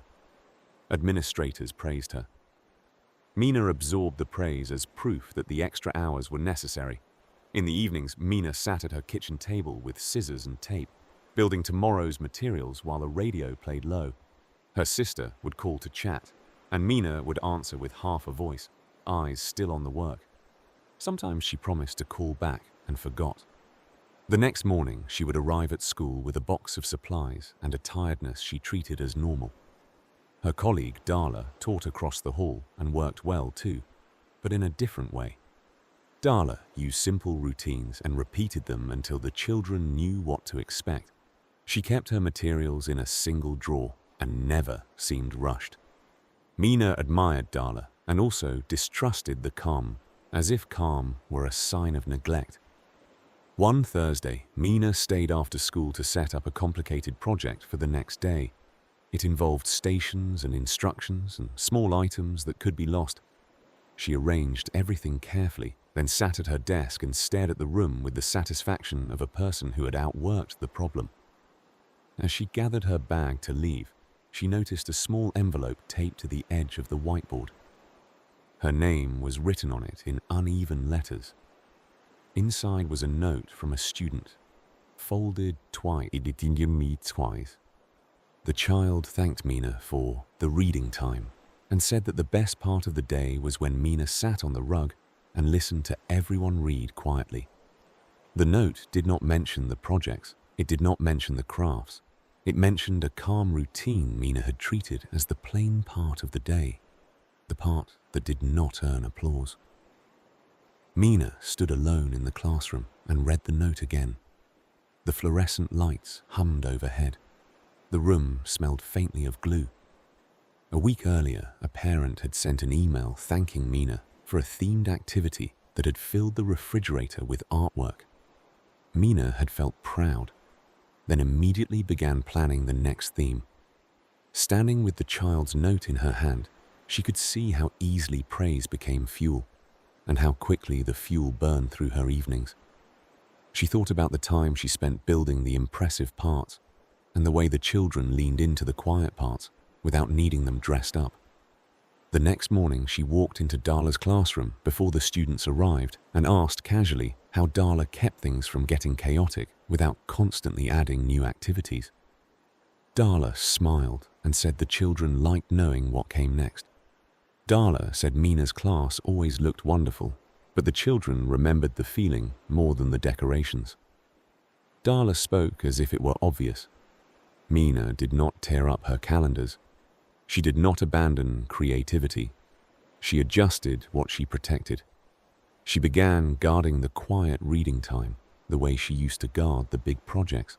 She chose fewer complicated setups and repeated the ones that worked without draining her evenings. She stopped taking home stacks of materials that could wait until morning. A month later, on a day when the weather stayed grey and the children were restless, Mina used one of Darla's routines. She dimmed the lights, read a short story out loud, and let the room settle. The children's bodies softened in their seats. Mina felt her own shoulders drop. The day did not become perfect, but it became manageable without being forced. At the end of that day, Mina found herself leaving the building while there was still light outside. She walked with Darla to the parking lot, the two of them talking about ordinary things, not about what had been accomplished. Mina kept the student's note in her desk drawer, not as a trophy, but as a reminder that the work that mattered most was often the work that looked simplest from the outside. It sat beneath a stack of blank paper, patient and plain. Omar carved small wooden birds at a workbench in the garage, each one shaped to fit the curve of a palm. He began doing it after a winter when his hands needed something to do and his mind needed something quiet. The first bird was clumsy, its beak too thick, its wings uneven. Omar kept it anyway, setting it on a shelf as a reminder that something could be made slowly. Friends admired the later birds. Someone asked to buy one. Then another person asked. Omar's neighbor, Lyle, suggested putting them online. Lyle had an energetic confidence about selling, about reaching more people, about turning small skills into income. Omar resisted at first, then agreed, mostly because the request sounded practical and because Lyle offered to help. The online shop started simply. A few photos, a short description. Orders trickled in. Omar felt pleased in a contained way, the way a person feels when a hobby funds its own supplies. Then the platform began demanding more. Post consistently. Reply instantly. Offer variations. Add new products. The advice arrived like friendly pressure. Lyle would text Omar links to tips and trending ideas, always with the same undertone that staying small was a mistake. Omar's evenings changed. Instead of carving, he took pictures under bright lights and edited them until the wood looked perfect on a screen. He measured angles. He rewrote descriptions. He watched numbers as if they were weather, hoping for good conditions. When an order came in, relief arrived quickly and then vanished, replaced by the question of whether the next one would come. The birds began to feel less like birds and more like inventory. One Saturday, Omar's niece, Hana, came by with her young son. The boy wandered into the garage and stared at the shelf of finished birds, then picked one up carefully. He held it to his cheek, testing the smoothness, the way children test stones. Hana laughed and said the boy had always liked small objects. Omar told them about the carving expecting to feel proud. Instead, he felt distracted, thinking about the photo he still needed to post that afternoon. Hannah noticed. She did not scold. She asked how the carving felt lately, not how the sales were going. Omar started talking about the platform and the advice and the need to keep up.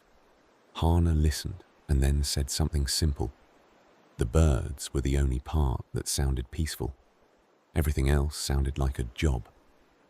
The next week, Lyle invited Omar to a weekend craft fair at a community center. Lyle framed it as marketing, as networking, as a way to convert followers. Omar went anyway, bringing a small box of birds and a folding table. The room smelled of coffee and cinnamon from a snack stand near the entrance. People walked slowly, touching objects with their hands and asking questions with their faces turned fully toward the person answering.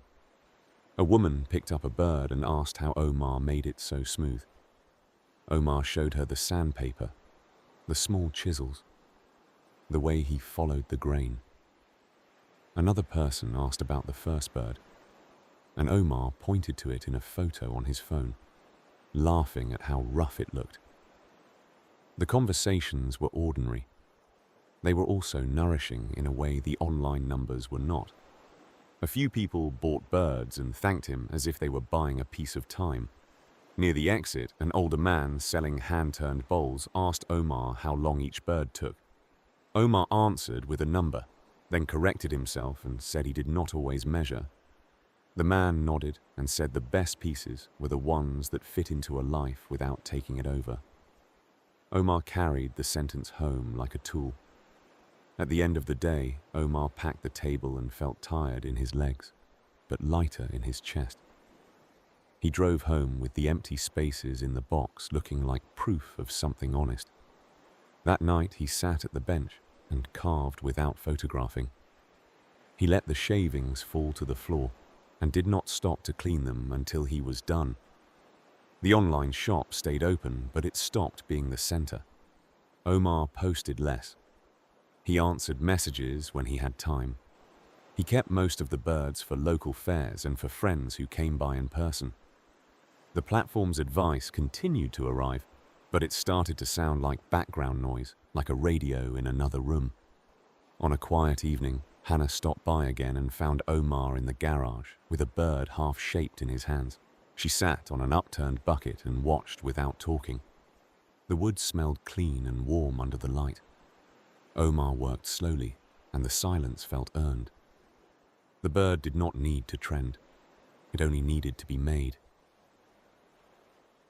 Priya learned to manage other people's needs the way some people learn to manage storms. She watched the sky for changes and prepared early. When her father's memory began slipping, Priya responded with lists. She printed schedules. She labeled drawers. She taped reminders to the refrigerator in clear block letters. The house became a map of precautions, each one designed to prevent confusion from turning into danger. Her father, Arjun, had once been the organized one. He had kept tools in tidy rows and folded bills into an envelope that always contained the right amount. Now he would stand in the hallway and ask what day it was, then laugh lightly as if the question were a small joke. Priya answered with patience and then went back to her lists. She spoke to doctors. She arranged rides. She set alarms for medications. She tried to make the decline behave through effort. Priya's brother lived farther away and visited when he could. He brought groceries and took Arjun for short drives, giving Priya a break that she often spent catching up on chores. Rest, her brother would say, and Priya would nod while making another list, as if rest was something to be earned later. Her partner, Samir, helped in the evenings, cooking and doing laundry, trying to keep the household from becoming only care. Priya thanked him and kept moving. The striving made sense at first. Arjun needed structure. Priya needed certainty. The longer it went on, the more the structure expanded. Priya began untracking every meal and every mood shift. She kept notes in a notebook, then moved the notes into a spreadsheet. She read articles late at night and compared advice, searching for the perfect combination of routines that would keep Arjun stable. The work was love. It was also relentless. One afternoon, Arjun refused to sit for lunch. He stood at the kitchen counter and insisted he had to get to the office, a place that no longer existed in his daily life. Priya tried to correct him gently, then firmly, then with a rising edge of frustration she did not want. Arjun's face tightened. Samir stepped into the room and suggested a walk instead, a small shift, a way to move the moment somewhere else. Priya resisted.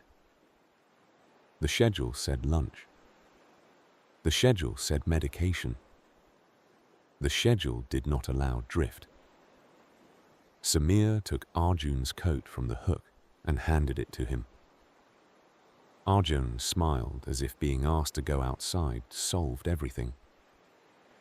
Priya stood in the doorway watching them leave, feeling irritated and then suddenly sad, as if the sadness had been waiting behind the irritation all along. That week, Priya went to a caregiver meeting at the community center, a monthly gathering she had avoided because it felt like one more obligation. She sat in a circle of folding chairs with a paper cup of coffee in her hands and listened to other people talk about small disasters and small mercies.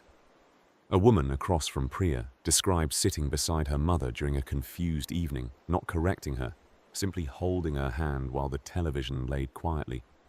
The woman spoke without pride, as if it were merely what she could do that day. Priya expected advice. Instead, she heard permission. The room was full of people who had tried to outwork the problem and had learned, slowly, that effort had limits. When Priya spoke, she described her lists and her alarms and the way her days felt like a series of tests. No one criticized her. A man in the circle said he used to track everything too, until he noticed he was missing the moments that were still good. At home, Priya made a small change that was more emotional than practical. When Arjun asked what day it was, she answered and then stayed in the hallway with him for an extra minute. She did not rush back to the kitchen. She asked him to tell a story about a tool he used to love, and Arjun's eyes brightened with the shape of memory. The story wandered and repeated. Priya let it wander. The schedules remained, but they loosened at the edges. Priya still cared for the essentials. She stopped treating every drift as a failure. On some afternoons, she sat with Arjun on the porch and watched light move across the yard while Samir cooked inside. The quiet did not fix anything. It did something else. It made the day feel like a day again, not only a set of tasks. Priya began to trust that care could include presence, and that presence did not require constant control. Arjun would sometimes reach for her hand without explanation, and Priya would take it, letting that be enough for the moment. Lillian had spent her working life in motion. She moved through hallways with a clipboard, through rooms with a practiced calm, through emergencies with the steady hands of someone who knew what mattered most. Retirement arrived like a sudden quiet room. In the first months, she cleaned closets, organized photographs, and tried new recipes. The days stayed long. The quiet felt too large. So Lillian volunteered. A local care center needed people to sit with patients who did not have family nearby. The work sounded simple, almost too simple. Lillian signed up and brought her old competence with her, the same way a person carries a familiar tool even when the job has changed. On her first day, she arrived early, asked for instructions, and took notes. She learned names, schedules, policies. She offered to straighten a supply closet. The coordinator, a gentleman named Vince, thanked her and said the main task was to be present. Lillian nodded, but present sounded vague. Lillian preferred tasks she could finish. She was assigned to sit with a patient named Helena, an older woman with thin hands and a voice that drifted in and out of strength. Helena's room held a small lamp and a few family photos. A radio played quietly in the corner. Lillian entered with the energy of a helper and began arranging things. The water cup closer, the blanket smoother, the chair at the right angle. Helena watched with mild amusement and then asked Lillian to sit down. Lillian sat and immediately wanted to fill the silence. She asked questions in the gentle tone she had used with patients for years. Helena answered some and ignored others, staring at the light on the wall. Lillian checked the clock and thought about what else she could do. She stood up to adjust the radio volume, then stopped when Helena reached out and touched her sleeve. The touch was light, not urgent. It was a request. So Lillian sat again.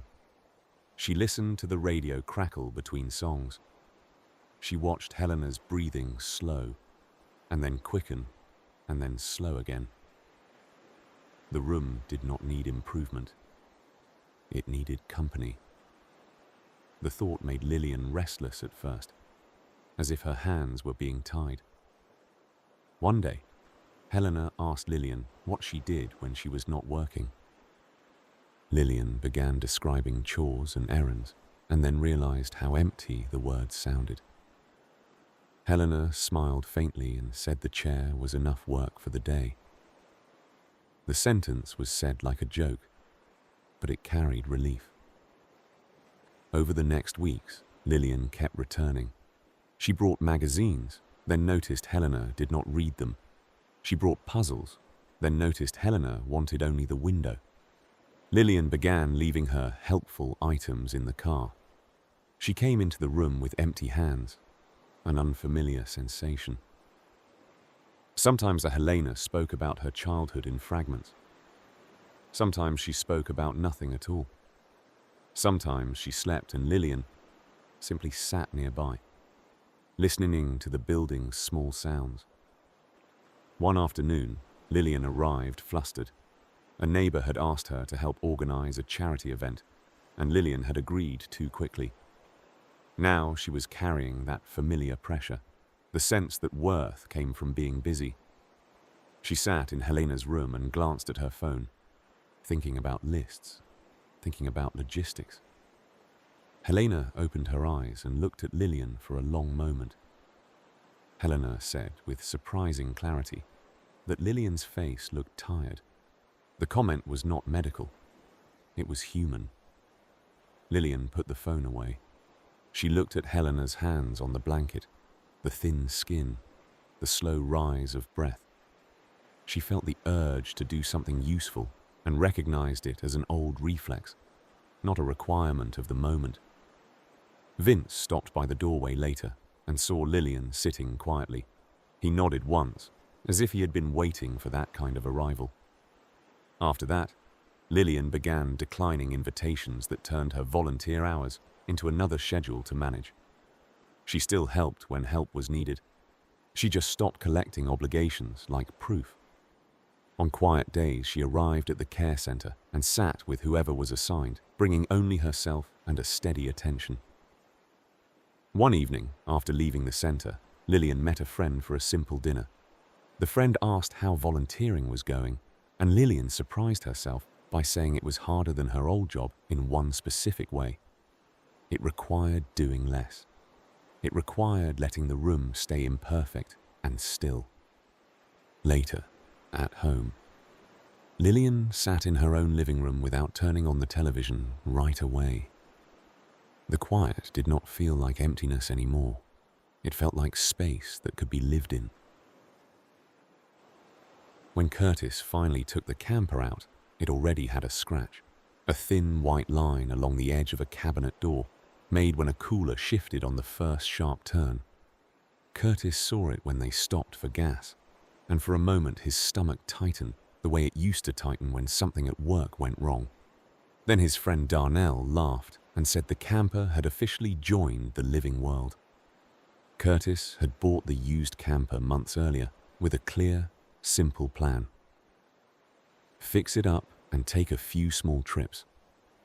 He did not need luxury. He wanted motion and a change of scenery. The first week was fun. He scrubbed surfaces, replaced a few worn latches, and imagined the road. Darnell came by with tools and stories, talking about places he used to drive through when he was younger. Curtis's adult son, Lucas, stopped in one evening and said it looked good already. But Curtis had a habit of taking a decent idea and turning it into a standard. He began reading reviews of replacement parts and watching videos about upgrades. He discovered specialized insulation, better lighting, safer wiring, stronger hinges. Each improvement sounded sensible on its own. Together, they formed a quiet trap. Curtis started postponing the first trip until the next improvement was installed. He kept making the camper better for a life it was not yet being used for. The garage became a workshop. Boxes arrived. Curtis lined up parts on the floor like a kit for building a different version of the same object. He measured twice, then measured again. He redid a section of trim because the seam did not look clean. When Darnell suggested taking the camper out, as is, Curtis said, soon, once this last thing was done. Lucas asked when they were going, and Curtis answered with dates that slid forward, without explanation. One Saturday afternoon, Lucas showed up with 2 folding chairs and a bag of sandwiches. He carried the chairs into the garage and set them on the concrete. Curtis was in the middle of wiring a new light fixture and looked up, irritated at the interruption. Lucas sat down anyway and handed Curtis a sandwich with one hand while keeping the other hand on his own chair as if to claim the space. Lucas said he had been thinking about how often Curtis used the word soon.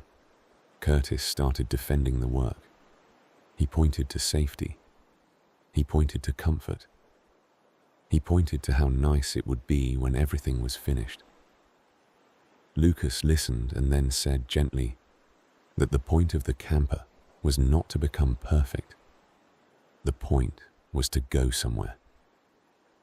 Lucas said he could remember trips from childhood where things went wrong, and those were the ones they still talked about. Curtis did not snap back.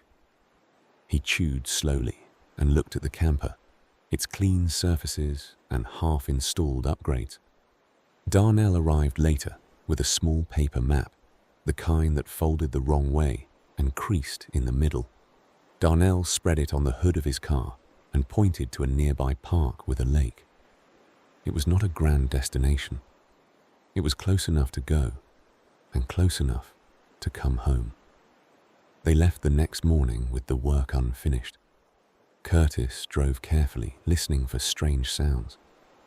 The camper rattled lightly in the way older things rattled. Darnell talked about nothing in particular, filling the drive with easy noise. At the park, they parked under trees and opened the door. The air smelled like pine and damp earth. They made coffee on the small stove and sat in folding chairs, facing the lake, watching a slow line of wind move across the water. Darnell told a story about an old truck he once drove that never stopped leaking oil, and how he learned to keep a rag in the glove box instead of trying to turn it into a new vehicle. Lucas skipped stones near the shore and called out when one bounced 3 times. Curtis watched the small, ordinary motions and felt how little they required from him besides being there. That was when the scratch happened. Curtis noticed it later, and for the first time in months, the mark did not feel like failure. It felt like evidence that the camper had done its actual job. On the drive home, Lucas texted a photo of his backyard with a simple message asking if Curtis wanted to come by for dinner. Curtis said yes, without checking a project list first. The upgrades did not stop entirely. Curtis still enjoyed making things better. The difference was that the improvements no longer delayed the living. Some people discovered that the moment effort stopped adding value was not a dramatic decision. It could arrive as a small permission, the kind that let a plan become a day, and a day become a memory. In Curtis's case, it arrived as a scratch and a lake, and the sound of laughter in a place that did not need to be improved. Marta had a way of making the neighborhood committee feel like a small government. She kept binders of notes, printed agendas, and used colored tabs so each decision could be found quickly. The work began as a modest effort to keep a community garden from falling apart. A few people planted, a few people watered, and a few people argued softly about compost. Marta stepped in because no one else wanted the calendar, and because a calendar made her feel calm. Within a year, she was tracking everything. Watering shifts were assigned in advance. Tools were checked out with a sign-out sheet. The seed budget was tallied down to the last packet, and the meetings became longer because Marta refused to let details drift. She did not raise her voice. She simply filled the space with planning, and planning became the air the garden breathed. The shed held stacks of laminated instructions, and a small whiteboard listed tasks like a workplace. The garden looked excellent. The beds were tidy. The paths were swept. Marta kept photographs on her phone to compare growth from week to week. The praise arrived the way praise often arrives for organization, quietly and then steadily. With each compliment, Marta added another rule that protected the garden from disorder. Visitors began asking permission to harvest herbs, as if the garden were a museum, and some long-time volunteers began arriving later, leaving the early hours to Marta and her forms. At home, Marta kept the same habits. She stacked mail into neat piles and wrote small notes to herself so nothing would be missed. She had once worked in an office where every mistake became a meeting, and she carried that old vigilance into places that were meant to be gentle. On nights after garden meetings, she sat at the kitchen table and updated lists, as if the next morning would bring an audit. The planning calmed her, but it also kept her from noticing how tired she was. On a warm Saturday, a new volunteer appeared, a man named Thomas with soil under his fingernails and a bucket of inexpensive seedlings. He did not sign up through Marta's form. He simply arrived early and began planting near the fence where the ground was thin and stubborn. Marta walked over with her clipboard, ready to redirect him to the proper bed. Thomas kept working, unbothered, and gestured toward a patch of sun that Marta had ignored because it did not fit the plan. The seedlings were plain, nothing rare, nothing impressive. Thomas worked slowly, pressing the soil down with his palm and watering with care. Marta stood nearby, watching the casual confidence of a person who had gardened without spreadsheets. The fence line had always looked barren in Marta's photos. Now it looked like a place that might finally become green. The work was not polished, but it was attentive, and the attention felt strangely generous. Later that afternoon, a child from the neighborhood wandered in with a grandparent and crouched beside Thomas to watch the watering. The child's hands reached toward the soil, fascinated by worms and small stones. The grandparent smiled and stayed close, not correcting the child's messiness. Marta expected irritation. Instead, she felt an unfamiliar softness. The garden did not look endangered. It looked alive. The small movements at the fence line felt closer to the reason the garden existed than any checklist in the shed. Marta's binder was still on the table in the shed. She could see the pages through the open door, the tidy logic of it all. She could also see Thomas working along the fence, and the child treating the dirt like treasure. Marta walked back to the shed and returned without the clipboard. She picked up a watering can and joined the work at the edge of the garden where her rules had never quite reached. The can was heavier than she expected, and the weight made her slow down. In the weeks that followed, the meetings became shorter. Marta kept the essentials and let small choices remain small. The fence line filled in with green that did not match the original design, but made the space feel warmer. A few volunteers returned to early mornings because the atmosphere felt lighter. Marta still cared for order, but she stopped treating order as the point. The garden began to hold more ordinary life, including uneven rows, unexpected volunteers, and small hands digging where the soil was soft. One evening, as the light faded, Marta locked the shed and paused to look back. The beds were not perfect.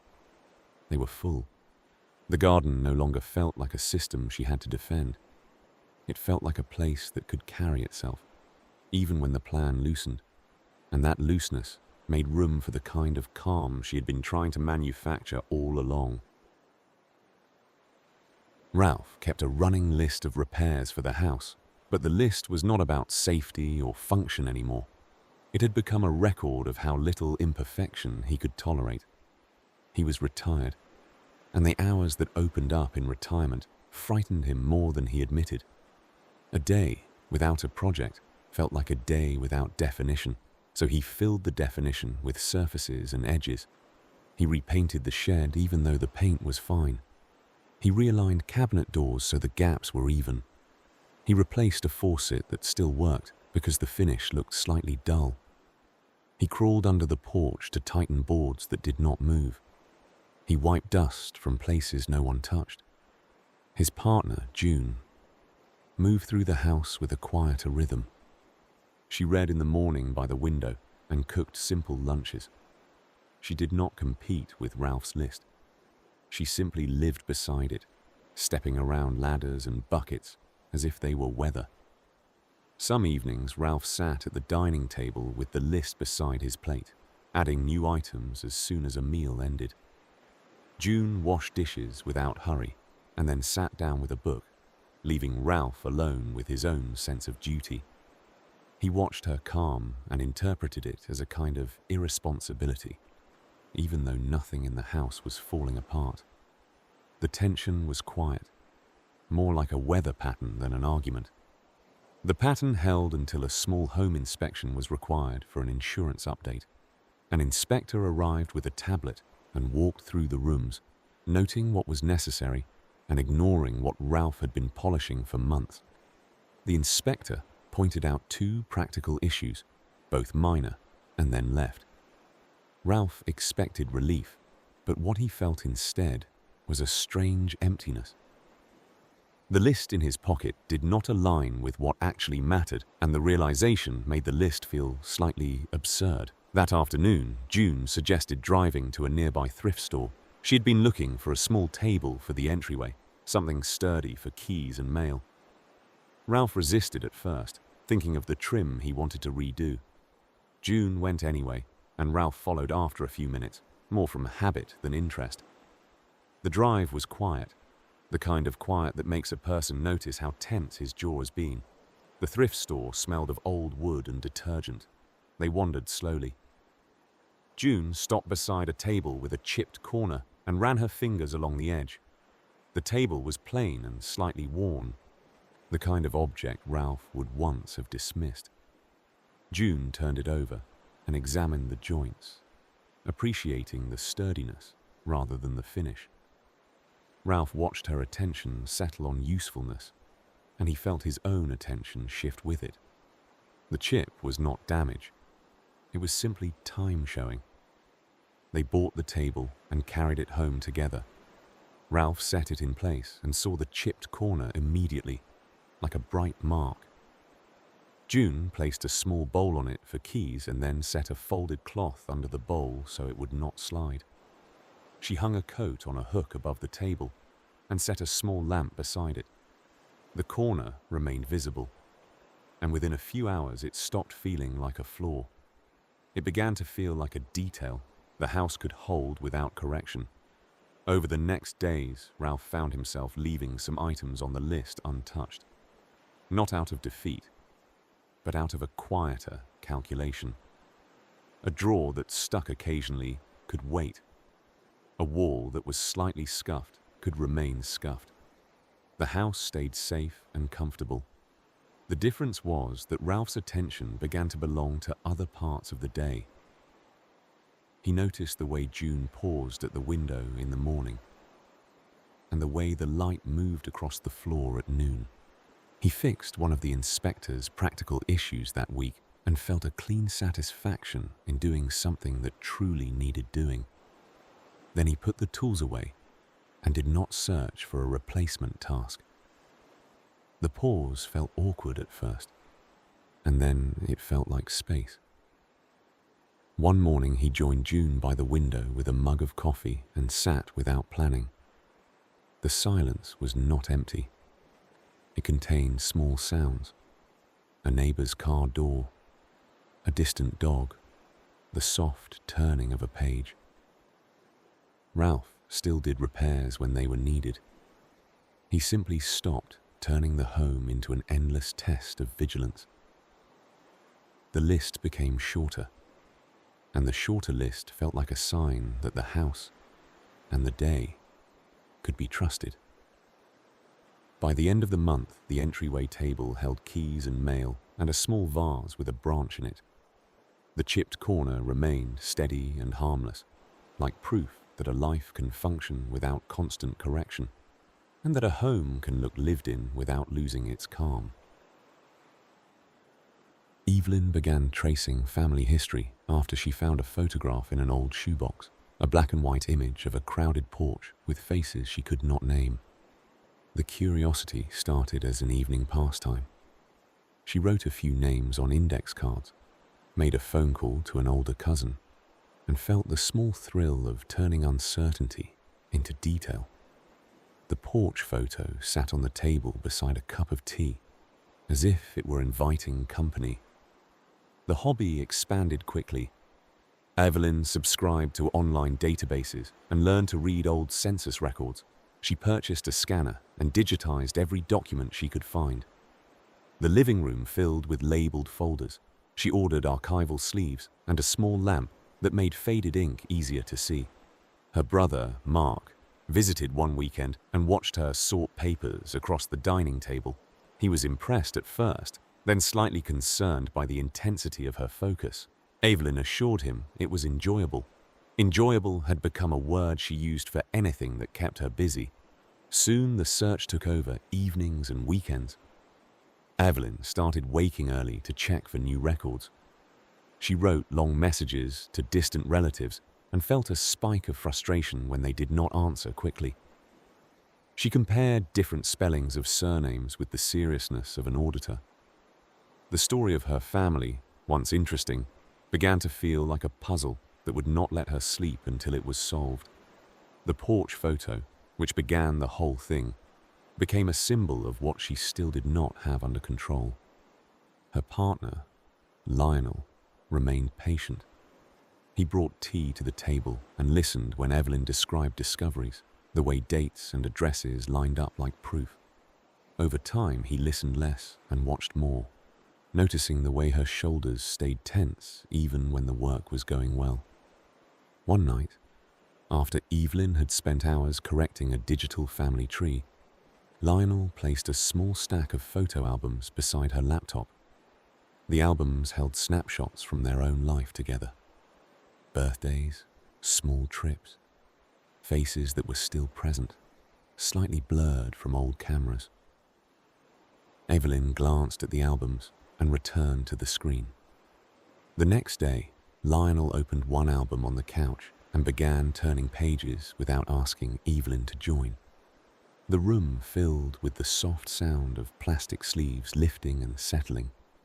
Evelyn kept working, but the sound began to pull at her attention. She looked over and saw a photo of herself from 20 years earlier, smiling with her hair pinned back, holding a cake. She could remember the day without needing a document to prove it, and the memory arrived with a warmth that the database never gave. That afternoon, Mark stopped by again, bringing lunch. He asked Evelyn to show him the porch photo that started everything. Evelyn held it in her hands and felt the paper's thinness, the old corners, the slight curl. Mark studied the faces and then pointed to a woman sitting near the edge, her expression calm. Mark remarked on a resemblance that seemed plausible, not certain, but close enough to feel like a thread. Evelyn began describing the records, the gaps, the ways the story could be reconstructed. Mark listened and then returned the focus to the porch itself, the closeness of bodies, the way people gathered without captions.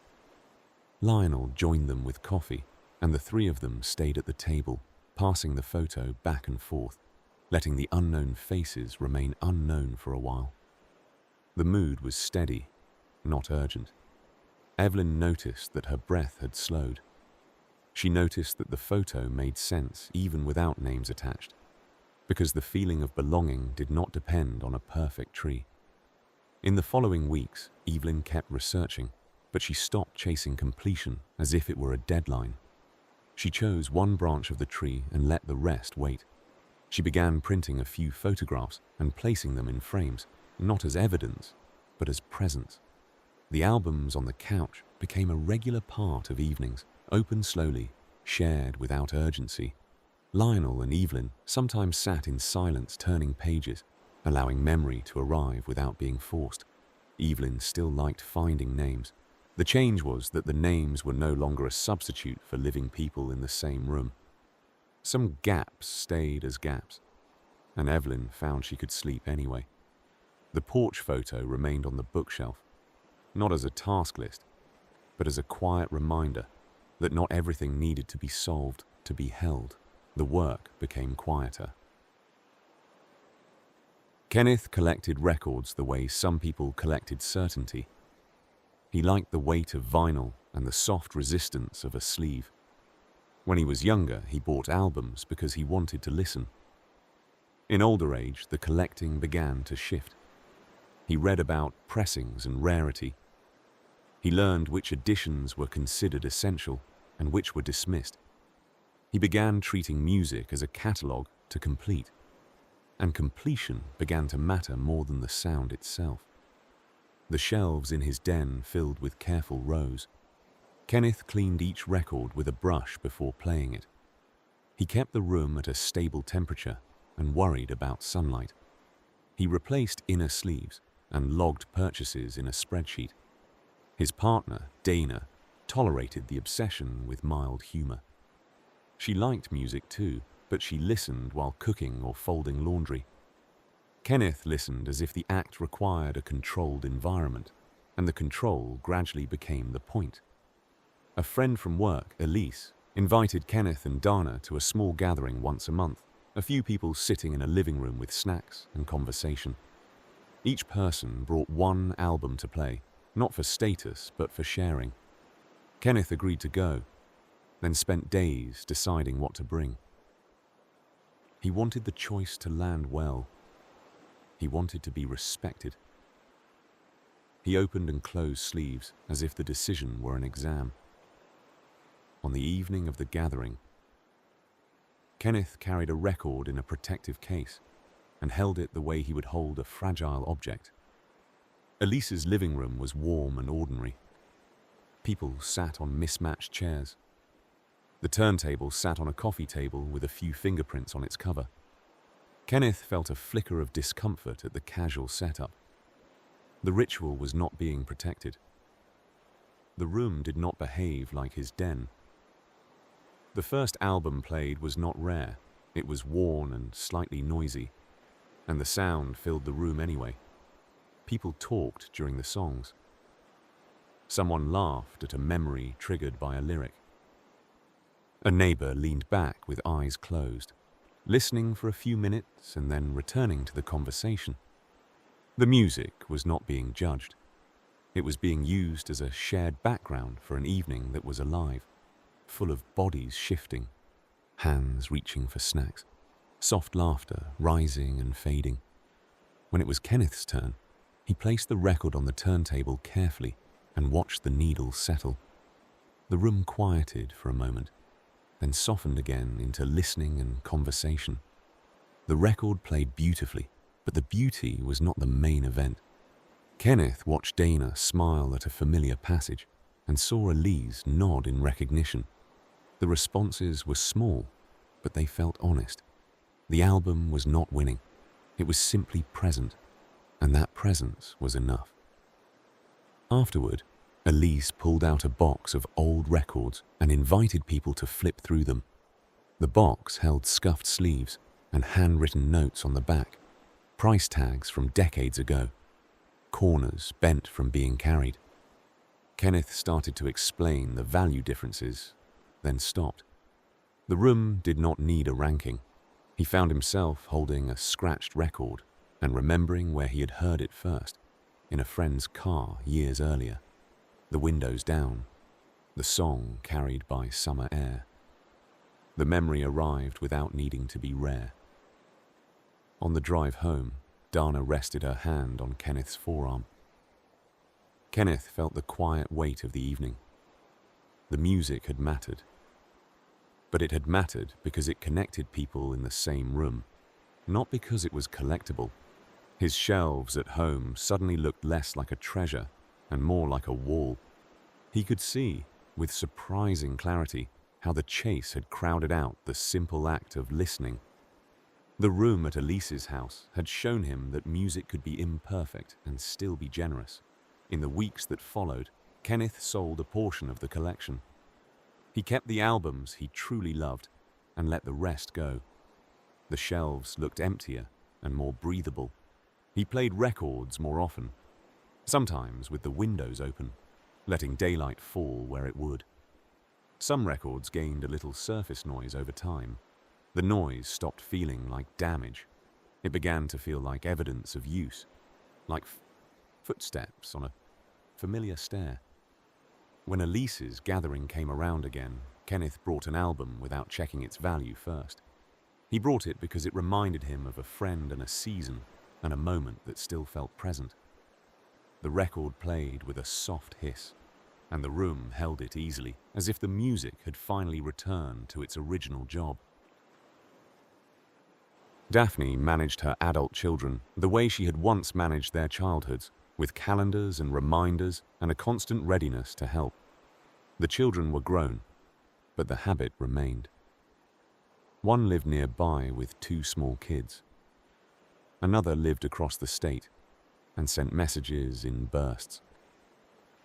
Daphne kept a notebook of everyone's schedules and treated family logistics as her job, even when no one asked her to take it on. At first, it seemed generous. She offered to pick up the grandchildren from school. She volunteered to watch them during doctor appointments. She kept extra snacks in her car and a small bag of toys in the trunk. She was proud of being reliable. The household depended on her, and she liked feeling necessary. The days felt full, and fullness felt like proof. Over time, the dependence became an expectation.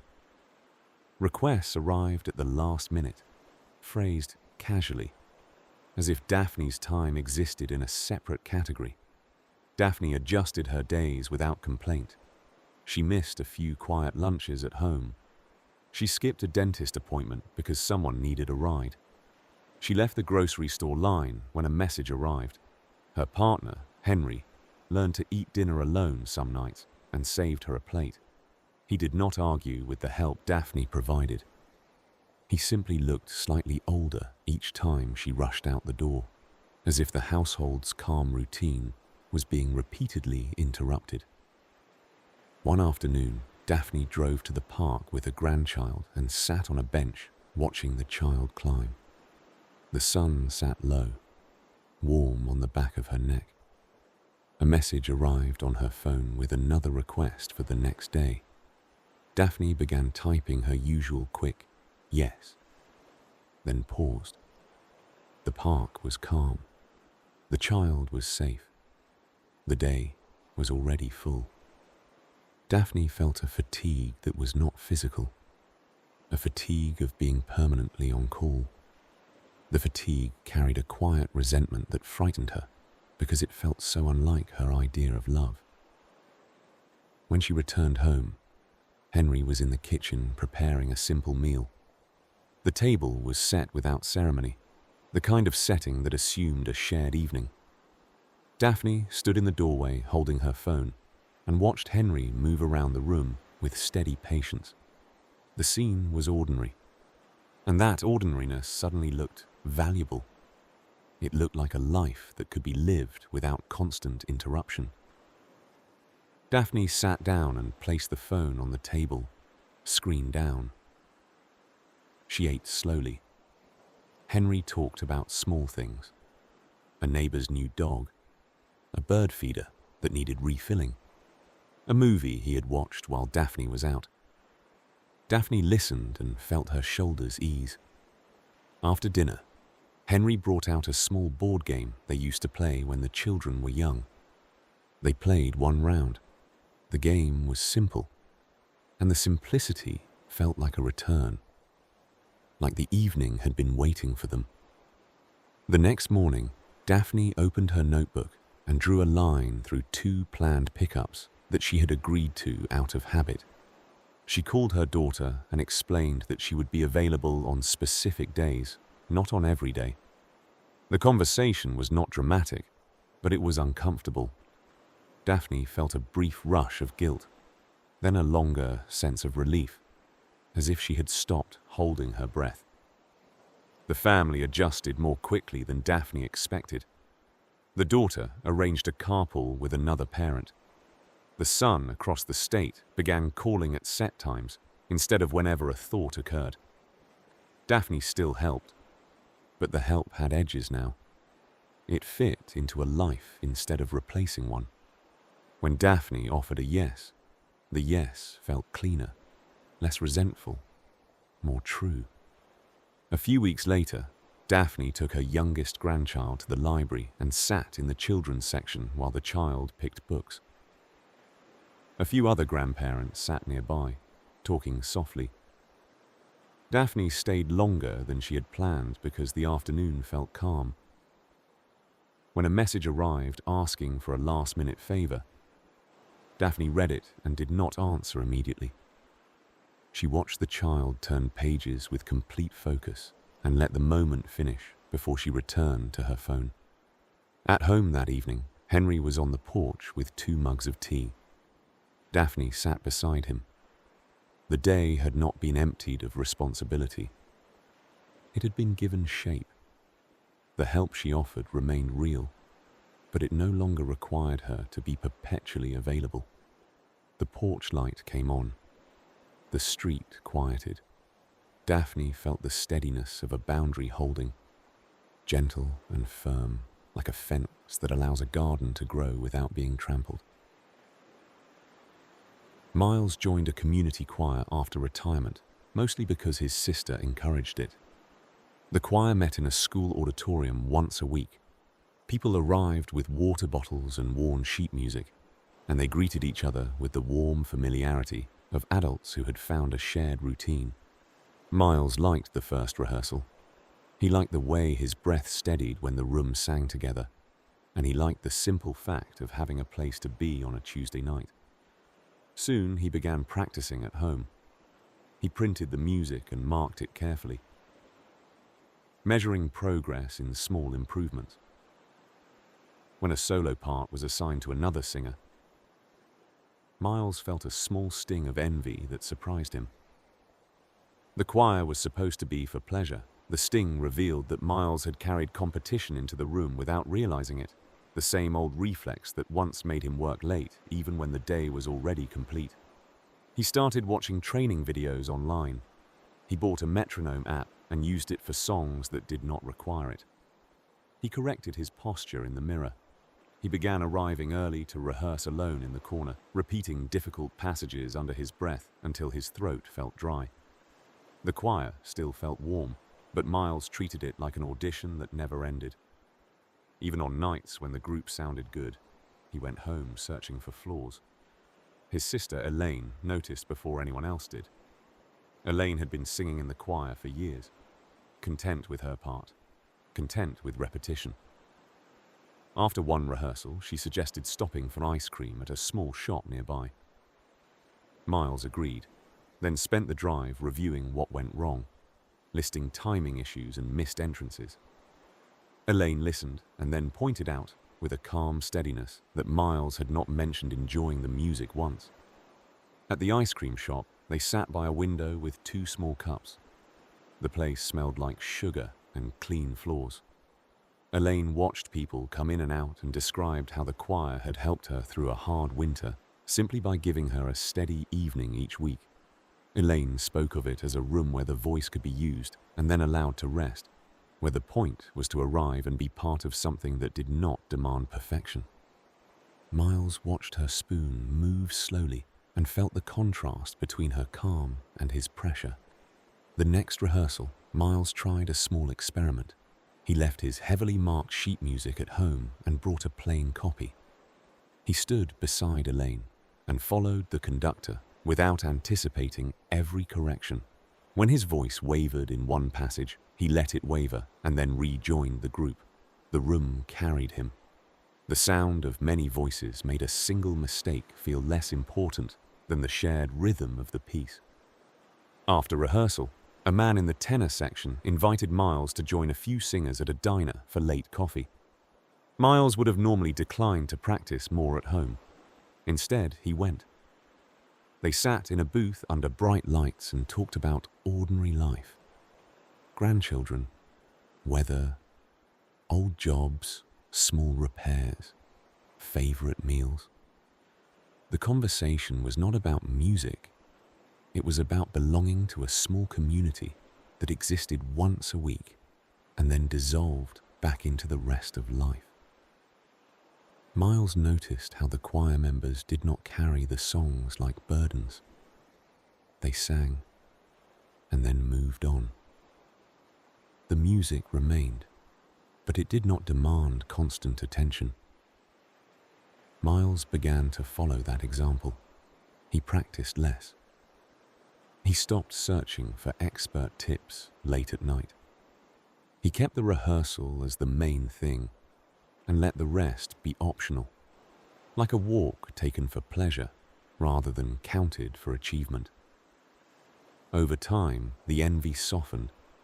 The choir assigned solos and parts, and Miles found he could enjoy listening when others sang. He began to notice details he had missed while focusing on his own performance. The way the altos supported the melody, the way the conductor shaped a phrase with a small hand movement. The whole piece mattered more than his own score, and the shift made the evenings feel lighter. On a late spring night, the choir performed at a small community event. The auditorium lights were warm, and the audience clapped with the generous enthusiasm of people who were grateful for music, not evaluating it. Miles stood beside Elaine and sang with a steady breath. He felt the sound rise and fall around him, and he felt the ordinary satisfaction of having participated without turning the experience into another ladder to climb. When the event ended, he walked outside into cool air and let the night be quiet again. Harriet kept a piano in the front room, an upright instrument with worn keys that had belonged to her aunt. Harriet learned a few pieces as a child and returned to the piano later in life when the days became quieter. At first, she played slowly in the mornings, letting simple chords fill the house. The sound was not polished, but it was steady, and it made the rooms feel inhabited in a way silence never did. A neighbor heard the music through an open window and suggested lessons with a local teacher. Harriet agreed, pleased by the idea of improving. The teacher was kind and precise. Harriet practiced scales and learned to count time carefully. She wrote notes in the margins of sheet music and felt the old satisfaction of measurable progress. The practice gave structure to mornings, and structure felt comforting. Then Harriet discovered a set of online performances that made her own playing feel small. She watched recordings late at night, listening to perfect timing and flawless dynamics. The next day, her hands felt clumsy on the keys. She began practicing longer, repeating the same passages until her wrists grew sore. She started recording herself on her phone and replaying the clips with a critical ear, stopping at every uneven note as if each one were evidence of failure. The piano once a comfort, began to behave like a test she could not complete. At her next lesson, Harriet arrived with tight hands and a tired expression. The teacher adjusted the tempo and encouraged a slower pace, focusing on steadiness rather than speed. Harriet nodded and wrote notes, but her mind kept returning to the recordings that seemed effortless. When she walked home, the air felt sharper than it needed to, as if her own standards had made the day brittle. Her daughter visited one weekend and found Harriet practicing the same measure repeatedly, a tight loop of sound. The daughter sat quietly in the hallway, listening. Harriet did not look up. She kept repeating, chasing the perfect version. When she finally stopped, her daughter entered the room and placed a small bag of groceries on the table. The daughter moved into the kitchen and began preparing tea, letting the house fill with a different set of sounds. The kettle, the clink of cups, the small movements of an ordinary afternoon.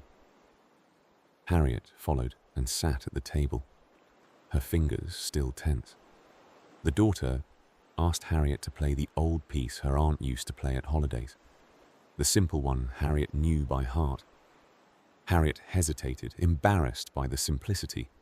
The daughter asked again, not urgently, simply as a request for something familiar. Harriet returned to the piano and played the old piece. The notes were not perfect. The timing drifted slightly. The melody still carried warmth. In the kitchen, her daughter hummed along quietly, as if the small imperfections were part of what made it theirs. Harriet felt something loosen in her shoulders. She could remember her aunt's hands, the way the older woman played with calm pleasure, not as an achievement. The next week, Harriet invited a friend, Sonia, over for an afternoon. Sonia brought pastries and sat on the couch while Harriet played. Harriet chose pieces that were within reach, not the ones meant to demonstrate improvement. Sonia listened with a soft smile, commenting only on how the music made the room feel calmer. Sonia did not ask Harriet how many hours she practiced. Sonia did not compare Harriet to anyone. Sonia simply sat and let the sound settle, as if the point was the settling. Harriet began returning to that version of the piano. She still took lessons, but she stopped staying up late watching performances meant to impress. She practiced enough to keep her hands steady and then closed the lid. She started playing while doing other things, letting the music be part of the household rather than the center of it. Some mornings she played a few chords and then walked away to water plants, leaving the room quiet again without guilt. On other mornings she played with the window open. The sound drifted into the street. A passerby slowed for a moment and then continued walking. The small, ordinary response felt right. The piano did not need to become a performance. It needed to remain a companion. Near the end of the month, Harriet played the old holiday piece again, not because she was asked, but because the melody arrived in her hands without effort. The house held it easily. The day moved on. The instrument stayed in the front room, ready without demanding, and Harriet's fingers rested without shame when the last note faded. Sunil kept a toolbox in the trunk of his car long after he stopped needing it for work. He liked the feeling of being prepared. If someone's fence sagged, he could tighten it.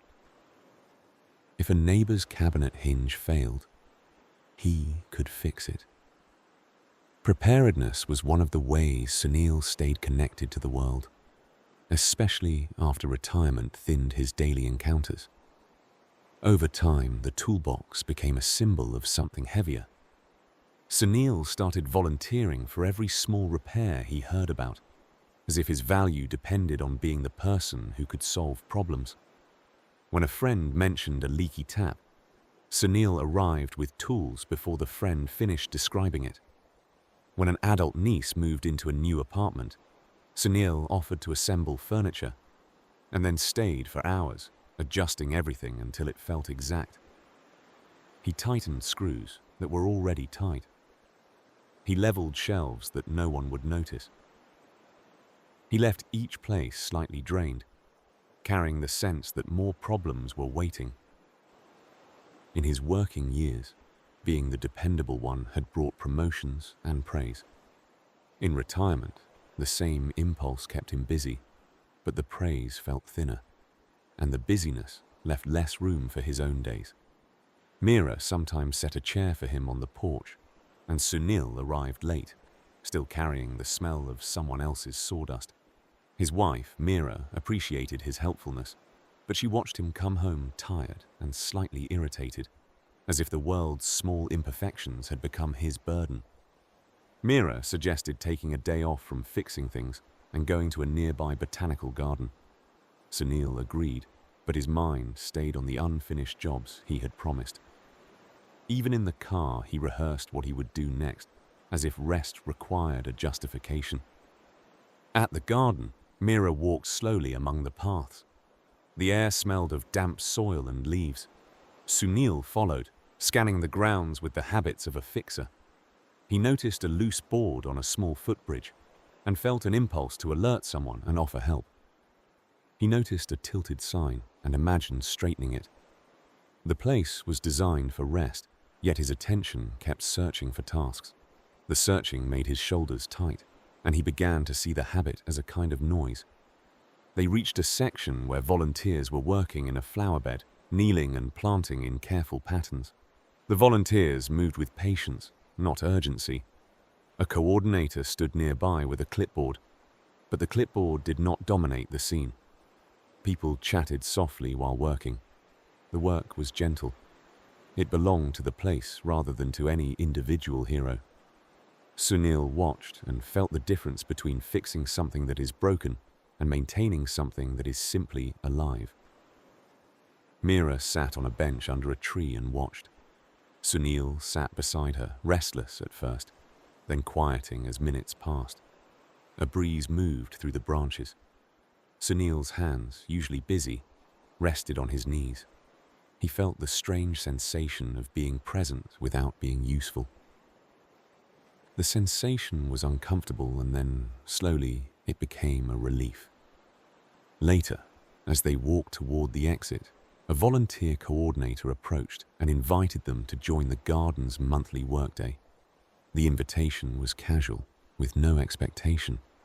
Sunil agreed before he could overthink it. The workday was scheduled. It had a beginning and an end. It would not expand into every corner of the week. When the first workday arrived, Sunil brought his own gloves and then left the toolbox in the car. The task assigned to him was simple: carry mulch and spread it along a path. It was not a repair, it was maintenance. It required effort, but it did not require solving. Sunil worked beside a woman his age who talked about her grandchildren, and beside a man who pointed out a bird perched on a branch. The morning passed without urgency, and the path looked better without anyone taking credit. Afterwards, Sunil returned home and realized he was less tired than he usually was after a day of fixing. The difference was not the physical work, it was the mental posture. He had not been carrying the responsibility of making everything right. He had simply contributed within a shared structure.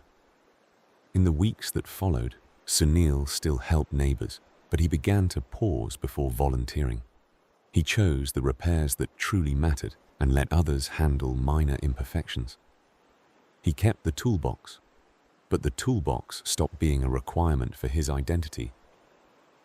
Some evenings he sat with Meera on the porch and watched light move across the yard, letting the world remain slightly uneven and still worth living in. As the season turned, the stories began to lean in the same quiet direction. People did not stop caring. They stopped treating care as a permanent emergency. One person who chaired a community garden committee learned that the beds could stay healthy without a binder guarding every choice.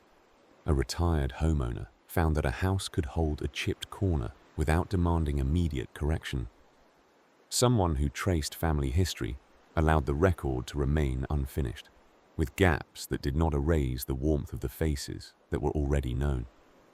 A music collector let listening become the point again, instead of turning each purchase into a measure of status. Another person who managed grown children and grandchildren discovered that support can be steady without becoming constant availability. A late-life singer let a weekly choir remain an evening ritual instead of a contest. A pianist returned an instrument to its rightful place as a companion in the home. A skilled helper kept a toolbox ready without carrying it into every hour as proof of worth. None of these shifts arrived as dramatic announcements.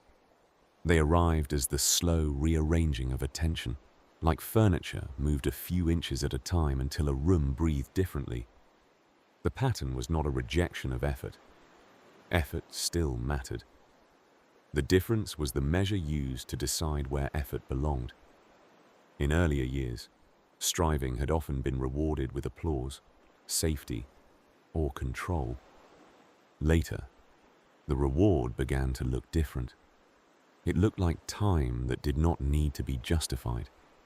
It looked like an evening that could end without one more task. It looked like shared routines that did not require performance. It looked like a mind that could stop scanning for problems when the immediate moment was already safe. In many lives, the striving began as something reasonable. It began as competence in a difficult job, or as care during a stressful season, or as a habit learned in a house where nothing was stable. With time, the habit outlived its purpose. The body continued to brace as if danger were still present. The calendar stayed full as if emptiness were a threat. The standards tightened as if looseness were failure. The stories in this episode show the moment that habit becomes visible, not in a crisis, but in a simple scene that exposes what is already happening. Often the change arrived through relationship rather than insight. A partner set a mug on the table and made space for a quiet evening. A sibling offered a steadier definition of what the activity was for. A friend created a room where sharing mattered more than impressing. A grandchild brought attention back to simple delight. A neighbor worked with patience and made a system feel less urgent. These were not solutions. They were reminders that life was already occurring while optimization was being chased. As the characters aged, the cost of permanent vigilance became easier to see. A life can be managed down to the minute and still feel thin. It can be improved endlessly and still feel unsettled. The steadier form of contentment was not a prize at the end of perfect planning. It was the repeated decision to let the day be complete, even when something remained undone, and to let an activity remain simple, even when it could be turned into a score. When the chase softened, ordinary details returned with surprising weight. A porch light turning on, the low hum of a refrigerator, paper photo albums on a couch, the faint hiss of a record playing while people talked softly, the sound of many voices holding a melody, a child's hands in soil near a fence. These details did not demand to be optimized. They simply asked to be allowed, and in being allowed, they made the hours feel less like a contest and more like a life being lived. The new posture did not require abandoning ambition or responsibility. It required clearer limits. A meeting ended on time. A request waited until morning. A list shortened to what truly mattered. A hobby returned to the shelf when the hands were tired. Small refusals accumulated, and the accumulation created a steadiness that felt more real than any burst of productivity. The episode's theme remained simple. There is a point where striving stops adding value and begins adding noise. When that point is recognized, even briefly, the quiet that follows can feel like a room opening up. The room is not empty. It is simply no longer crowded by the need to prove that everything is under control, and that small shift changes the texture of the hours. By the end of these collected evenings and afternoons, the world did not become easier in any grand way. A garden still needed water. A house still needed occasional repairs. Family schedules still shifted. Bodies still demanded care. The difference was the way the days were held. Obligations remained, but fewer extra layers were added on top of them. Responsibility stayed practical instead of becoming an identity. In several homes, a small change could be seen in the simplest objects. A phone rested on a table without being checked every few minutes. A notebook of tasks lost its grip and became a tool rather than a judge.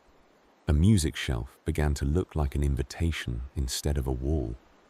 An instrument sat in a front room with its lid closed, ready for another morning, not insisting on perfection before it could be touched. A toolbox stayed in a car without being treated as a requirement for worth. Contentment showed itself in small behaviors that did not ask for attention. A slower pace while walking through a store aisle. A willingness to sit down while something remained unfinished. A steadier sense of when to stop.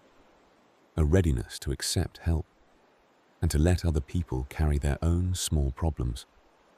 A preference for routines that can repeat without escalation. These were not dramatic turns. They were changes a household can absorb without fanfare, the kind that make a season feel gentler.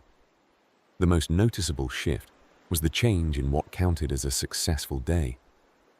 Earlier, success had been measured by output, by completion, by the visible proof that effort had been applied. Later, success looked quieter. It looked like shared dinner without interruption. It looked like an evening that ended with a book rather than another set of corrections. It looked like a hobby that stayed pleasant. It looked like a boundary that held without anger. It looked like attention returning to the people in the same room. Night arrives the same way it always arrives. Light fades. Rooms grow quieter. Objects remain where they were left. In that quiet, the mind often returns to what was chased during the day. Some minds chase repair and improvement. Some chase control. Some chase praise that lasts only a moment. The stories gathered here linger on a different possibility, the possibility that the day can be allowed to end while it is still good, even if something remains undone. In older years, the lesson often arrives without a lecture. It arrives as a soft preference that develops over time. The preference is for fewer promises made in a hurry, fewer standards that turn pleasure into strain, fewer chores invented to fill the silence. The shift is not dramatic. It is practical. It resembles choosing a steadier path, because the steep one is no longer worth the effort.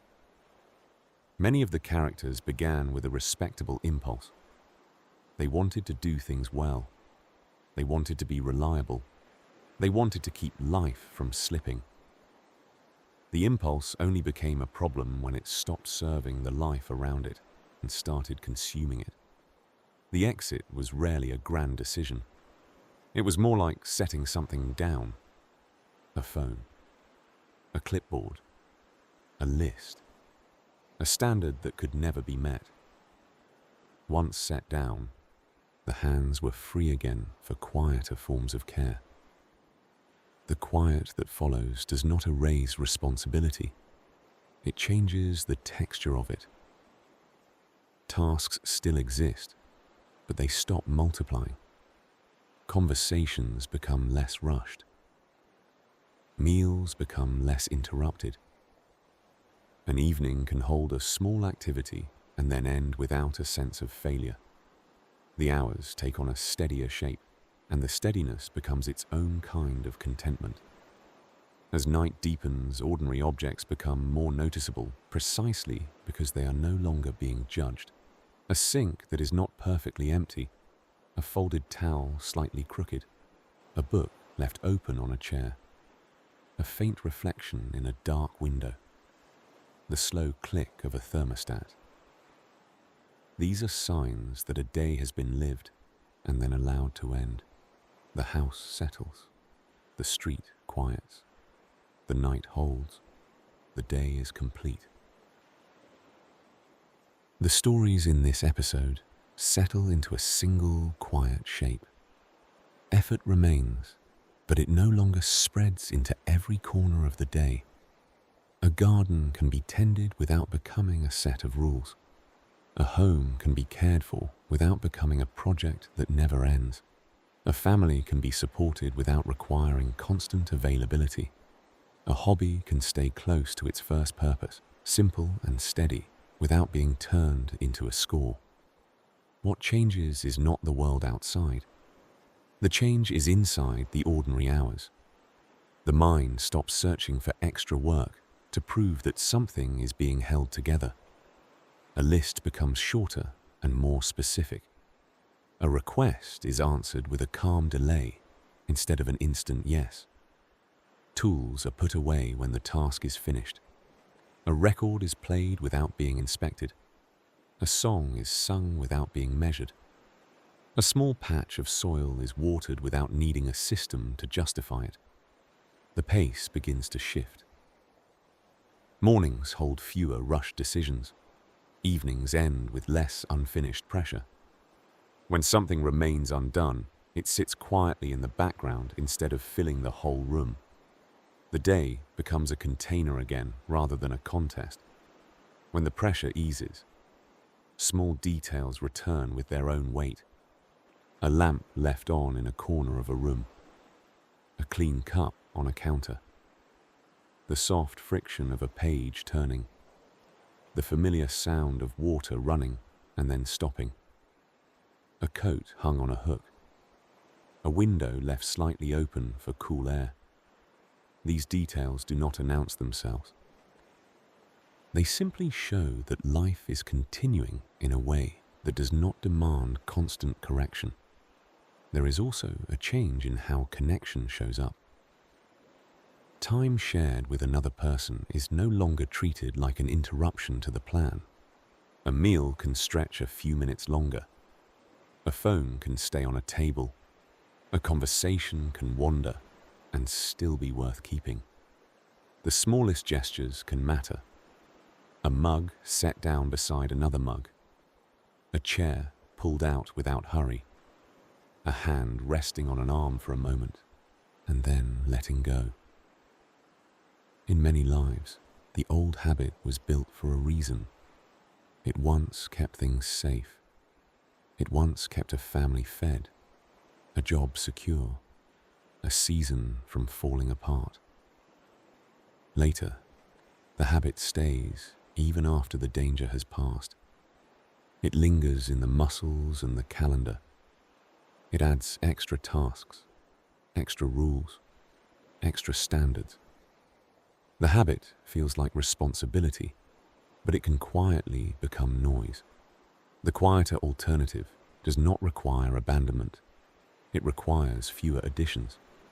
One less meeting that runs long. One less improvement that can wait. One less obligation accepted out of reflex. The day still holds what it must hold. It just stops carrying what it does not need. Near the end of a day, this can be seen in simple endings. A drawer is closed without being adjusted again. A light is turned off even though the room is not perfectly arranged. The sink is left with a dish that can wait. The door is locked, and the body moves toward rest without rehearsing tomorrow. Outside, the world continues in its own small motions. A car passes, and then the street quiets again. A windmill moves through bare branches. A distant sound rises and fades. Inside, the rooms hold their familiar shapes. Nothing needs to be proven. Nothing needs to be optimized before it can be lived. The night arrives the way it always does. The light lowers. The edges of the room soften. The mind stops scanning for the next task. Thoughts may still come and go, but they do not need to be followed. The body settles into the steady work of resting. Breath becomes slower. Shoulders soften. Hands loosen. The last bright concerns of the day fade into the background, like a radio turned down in another room. The hours move forward at their own pace, quiet and reliable. What remains is simple. A life can be held without being squeezed. A day can end without being completed down to the last detail. The night can be allowed to continue without supervision. The house stays still. The mind grows quieter. The dark holds, steady and calm. A clock continues its small work. The refrigerator hum stays low and even. Fabric shifts once and then becomes still. Somewhere in the house, a floorboard settles with a soft creak. These sounds are ordinary. They do not ask to be fixed. They only mark that time is moving, and that moving time can be safe. The episode ends the way the better evenings end. Not with a final push, but with a quiet release. The day has already been lived. The rest of the night can be left alone. Silence returns and holds.